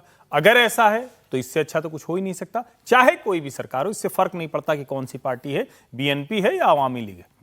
लेकिन अगर वो मान लीजिए कि यूनुस को सत्ता से हटा रहे हैं, लेकिन वो उस जमात के साथ किसी डील के तहत आए हों, क्योंकि जमात को भी नहीं पता है, और जैसे कहा जाता है अलग लगा जाए ना, तो वहां पे खालिदा जिया की पार्टी वो थोड़ी सी कट्टर है। मतलब वो जिसको कहते हैं ना, ये मॉडरेट हैं शेख हसीना, वो कट्टर है। तो क्या उनके साथ किसी तरह की डील हुई है? और जो तबका तख्ता पलट था और उसके बाद से जिन तत्वों के साथ खालिदा जिया रही, वो वही ताकतें हैं जो आज सत्ता में आ गए। तो पहले तो ये ध्यान में रखना। दूसरा, जिसको सिल्वर लाइनिंग कहते हैं, अगर जमात और यूनुस ही आ गए तब तो डायलॉग बंद हो जाएगा, यानी हमारी बातचीत नहीं हो सकती है, हम सब कुछ अंडर कवर जैसा होगा। लेकिन अगर ये आएंगे और डेमोक्रेटिक प्रोसेस से आए, भले दिखाने के लिए आए, तो शायद वो एक लाभ। अच्छा, मैं आपको सीधे अब जरा लखनऊ लेकर चलता हूं। राष्ट्रीय प्रेरणा स्थल पर प्रधानमंत्री मोदी जो हैं वो पहुंच गए हैं, जहां पर इस पार्क का लोकार्पण वो करने वाले हैं। 65 फीट ऊंची प्रतिमाएं यहां लगी हैं, अटल बिहारी वाजपेयी जी की, श्यामा प्रसाद मुखर्जी जी की और दीनदयाल उपाध्याय जी की। तो देख रहे हैं आप, मुख्यमंत्री योगी आदित्यनाथ, रक्षा मंत्री राजनाथ सिंह वो साथ में हैं, डिप्टी चीफ मिनिस्टर दोनों केशव प्रसाद मौर्य जी, ब्रजेश पाठक जी वो भी साथ में हैं, और एक एक प्रतिमा पर जाके पहले पुष्प अर्पित कर रहे हैं प्रधानमंत्री। और फिर ये जो स्थल बनाया गया है, प्रेरणा स्थल, ये आज से जनता के लिए खुल जाएगा। 65 एकड़ में बना है, और 65 फीट ऊंची जो है ये बीजेपी के मतलब और जनसंघ, बीजेपी, आरएसएस सबके ही नायक हैं। ये तो खैर मतलब 3 नायक, वो तस्वीर इस वक्त आप देख रहे हैं सर। अभी मुझे लगता है कि जनेश्वर मिश्रा पार्क जो है वो लखनऊ में सबसे बड़ा हुआ करता था। उसके बाद जो कोई भी लखनऊ जाता था तो कम से कम एक वो दर्शनीय स्थल था, वहाँ पर जाता था। अम्बेडकर पार्क भी बड़ा है। हाँ, अम्बेडकर पार्क भी बड़ा है। अब ये तीसरा बड़ा पार्क जो है वो लखनऊ आज के मैं अंदर कह रहा था है। तीनों पार्टियों के एक एक पार्क हो गए, बसपा, सपा और भाजपा। हाँ, लेकिन इसमें कोई दो राय नहीं है। कल हम लोग इस पर चर्चा कर रहे थे और हम लोग कह रहे थे कि भाई देखिए, इस प्रकार के जो है वो मूर्तियों का जो है वो हर शहर में यदि हो तो बड़ा ठीक नहीं लगता है। ये भारतीय जनता पार्टी और जनसंघ की संस्कृति का हिस्सा नहीं था। लेकिन फिर राइडर लगा रहा हूँ, ये तीनों भारत के लिए प्रेरणा स्रोत हैं, भारत के लिए प्रेरणा पुंज है। भारत की जो सनातन संस्कृति है उसको राजनीतिक धरातल पर ले जाने के लिए इन तीनों का जो योगदान है वो अतुलनीय है। और इस स्थिति में मुझे लगता है कि ये बहुत आवश्यक हो गया था भारतीय जनता पार्टी के लिए कि अपने जो प्रेरणा पुंज हैं उनको भी वो सम्मानित करें, ताकि लोग यदि जाएं तो ऐसा नहीं कि हम किसी भी शहर में जाते हैं तो कहा जाता है ये जवाहरलाल नेहरू म्यूजियम है, कहा जाता है ये इंदिरा गांधी म्यूजियम है, यहाँ पर चले जाइए, वहाँ पर चले जाइए, और फिर सारी चीज़ें उसी अनुसार से नैरेटिव दिखता है। तो इसके लिए ये बहुत इम्पॉर्टेंट बन जाता है कि यहाँ पर एक चीज़ मैं बांग्लादेश के बारे में जरूर जिक्र कर देना चाहता हूँ, थोड़ा सा विषयांतर हो जाएगा लेकिन ये बहुत आवश्यक हो जाएगा। मुझे लगता है कि बांग्लादेश जो है वो, जी आप कह लीजिए सर, कह लीजिए। बांग्लादेश के अंदर जो है जितनी बिग पावर का रोल प्ले कर रहा वो चल रहा है, हादी के लिए जिस प्रकार से सारे वेस्टर्न पावर ने उस पर ये किया है जी, और हिंदुओं के बारे में किसी ने नहीं बोला है, मुझे लगता है कि वेस्टर्न पावर और चाइना ये सारे रोल भारत की घेराबंदी के लिए कर रहे हैं बांग्लादेश के अंदर। अब इस तस्वीर की अगर बात करें, अच्छा राज्यपाल भी हैं, एक लाइन इस पर बोल दूं। देखिए, ये अच्छा है कि ये जो पार्क दिख रहा है ये जनेश्वर मिश्रा पार्क जैसा ही है। मायावती जी ने जो दलित प्रेरणा स्थल बनाया है बड़ा अच्छा काम किया है, लेकिन पत्थर बहुत लगानी है। इसमें दिख रहा है कि मूर्तियां हैं और उसके अलावा बड़ा पार्क है। जनेश्वर मिश्रा बहुत शानदार पार्क अखिलेश यादव की सरकार में हो रहा था, बहुत शानदार, और अभी वो पूरे, और मैं तो इसको इसलिए भी अच्छा मानता हूं, आप मूर्ति लगाइए, ज्यादा पत्थर मत कीजिए, ऐसे पार्क बने और इस तरह से बनेंगे तो कम से कम कोई अवैध कब्जेदार नहीं आएगा, शहरों को थोड़ा सांस लेने की जगह मिलेगी, इस लिहाज से भी बड़ा अच्छा है। एक नेताजी कह रहे थे कि इसका नाम प्रेरणा पार्क की जगह ब्राह्मण पार्क कर देना चाहिए था। ब्राह्मण भोज हो रहा है, ब्राह्मण नाराज है, तो भारतीय जनता पार्टी ये मान के चल रही कि भारतीय जनता पार्टी ब्राह्मण वोट नहीं कर रहे, तो तीनों ब्राह्मणों की मूर्ति लगा दी बड़ी, तो ब्राह्मण लोगों को नाराज होने की जरूरत नहीं है। तो एक काशीराम अंबेडकर जी का हो गया, जनेश्वर जी का हो गया, और बीजेपी के ब्राह्मण पार्क हो गया। ये उत्तर प्रदेश के एक नेता का कहना था, मतलब वो ब्राह्मण समुदाय से नहीं आते, लेकिन उन्होंने ब्राह्मणों को एक व्यंग्य कैसा कि भाई आप लोगों के ब्राह्मण आइकॉन के तीनों लोगों की मूर्तियां लग गई है, तो अब आपको बहुत नाराज होने की जरूरत नहीं है। उनका जो कहने का तात्पर्य था, रहने दीजिए, रमने दीजिए, जब देश के नायकों को आप इस खांचे में डालना शुरू कर देंगे तो हम बर्बादी के लिए अपनी जमीन तैयार करने जा रहे हैं। ऐसा नहीं होना चाहिए, ये बहुत दुर्भाग्य नहीं होना चाहिए। ये बहुत दुर्भाग्य है जो कहीं किस तरीके से निकालते हैं चीजों को लेके। मतलब यूपी के कुछ नेता लोग, अब तो राम को भी बीजेपी के लीडर से, लेकिन वो ब्राह्मण नहीं है, तो वो ये आरोप मतलब कह रहे हैं कि भाई अब तो ये ब्राह्मण पार्क बना दिया, तीनों ब्राह्मण नेताओं को आपने लगा दिया, ब्राह्मण नाराज थे तो उनको एक सिंबॉलिक दे दिया है कि देखो आपके तीनों आइकॉन जो ब्राह्मण है उनकी हमने मूर्ति बना दी है। देखिए ऐसा इसमें इस तरीके से नेताओं को कहना श्यामा प्रसाद मुखर्जी और सर बताएंगे, श्यामा प्रसाद मुखर्जी, दीनदयाल उपाध्याय, ये कोई ब्राह्मण है इसलिए बीजेपी के नायक थोड़ी थे, सबसे बड़ा और इनसे बड़ा नायक तो बीजेपी का कोई नहीं है। मुझे सर एक पंक्ति इजाजत लेकर, सरदार पटेल दुनिया की सबसे बड़ी प्रतिमा, अंबेडकर जी की प्रतिमा, अंबेडकर जी के पंचतीर्थ, जगह जगह जो जहां के नायक हैं वो झलकारी बाई से लेकर अबक्का देवी से लेकर अहिल्याबाई से लेकर ये सब इसी सरकार में बन रहे हैं। मैं ये कह रहा हूं, मैं इसका पक्षधर नहीं हूं कि हर जगह मूर्ति मूर्ति मूर्ति होने लगे, लेकिन नायकों की मूर्तियां होनी चाहिए और नायक राष्ट्र के होते हैं। भाजपा के लिहाज से इसलिए मैंने कहा कि संघ और भाजपा के वैचारिक पुरुष भी हैं, लेकिन नायक ये सबके हैं। ये थोड़ा सा, और मैं जब भीमराव अंबेडकर प्रतिमा को देखकर कोई कहे कि दलित, तो मैं बार बार कहता हूं वो दलित नेता नहीं। आप गांधी जी को कहते हैं तो आप उनको कांग्रेस से जोड़कर मत देखिए, वो देश के नेता है। राष्ट्र नायक और किसी जाति नायक, उसका फर्क समझिए। ये अगर नहीं आप समझेंगे तो इसका मतलब आप कई साल पीछे चल रहे हैं। आप इस वक्त में नहीं, आप बहुत पीछे चल रहे हैं। सर ये तीनों नाम बीजेपी, जनसंघ और देश के लिए कितने बड़े नाम हैं? देखिए तीनों में एक और कनेक्ट है जिसकी चर्चा यहाँ नहीं हुई कि ये तीन लोग क्यों लगाए होंगे। प्रधानमंत्री का जो कुछ एक नजरिया होता है ना, उसमें तीनों का कनेक्ट है। श्यामा प्रसाद मुखर्जी के साथ वाजपेयी जी ने अपना पॉलिटिकल करियर शुरू किया था। जब श्यामा प्रसाद मुखर्जी 370 को हटाने के लिए जम्मू कश्मीर में जा रहे थे और जब उन्हें अरेस्ट किया गया, उस समय अकेला आदमी था अटल बिहारी वाजपेयी जो उनके साथ थे। अच्छा। और श्यामा प्रसाद मुखर्जी ने उन्हें कहा कि वाजपेयी जी ने कहा कि मैं यहीं पर प्रदर्शन करूंगा, यहीं रहूंगा कश्मीर में, है ना। तो श्यामा प्रसाद मुखर्जी ने कहा कि नहीं, तुम जाइए और देश भर को बताइए कि किस वजह से वो गिरफ्तार हुए। फिर उनकी संदेहास्पद स्थितियों में मौत हो गई, उसी जेल में उनकी मृत्यु हो गई। ठीक है, एक कनेक्ट श्यामा प्रसाद मुखर्जी का जनसंघ में, जो दीनदयाल उपाध्याय वो जनसंघ के विचार पुरुष हैं, भारतीय जनता पार्टी और जनसंघ के। जनसंघ का जो सबसे प्रिय नेता है दीनदयाल उपाध्याय का, वो है अटल बिहारी वाजपेयी। और अटल बिहारी वाजपेयी को नेता बनाने की जो सबसे महत्वपूर्ण भूमिका निभाई वो दीनदयाल उपाध्याय ने निभाई। मतलब श्यामा प्रसाद मुखर्जी के वक्त वो तो नेता नहीं थे, एक तो जर्नलिस्ट के तौर पे ही वो गए थे और उस समय शुरुआती दौर था। तो दीनदयाल उपाध्याय ने अटल बिहारी वाजपेयी को अपने विचार का नेता चुना। तो ये तीनों का एक कनेक्ट है। और लखनऊ से वाजपेयी जी इतने लंबे समय तक सांसद रहे, प्रतिनिधित्व करते रहे, तो वो एक तीनों का कनेक्ट है। पार्टी के लिए तो तीनों के तीनों लोग इंपॉर्टेंट हैं, और विचार के हिसाब से देखें तो देश के लिए भी तीनों के तीनों लोग विचारधारा इंपॉर्टेंट देखिए सर, कांग्रेस में रह के मंत्रिमंडल छोड़कर आए वो कि भाई श्यामा प्रसाद मुखर्जी पहली सरकार में थे, नेहरू सरकार में वो रहे, कांग्रेस के लीडर थे वो।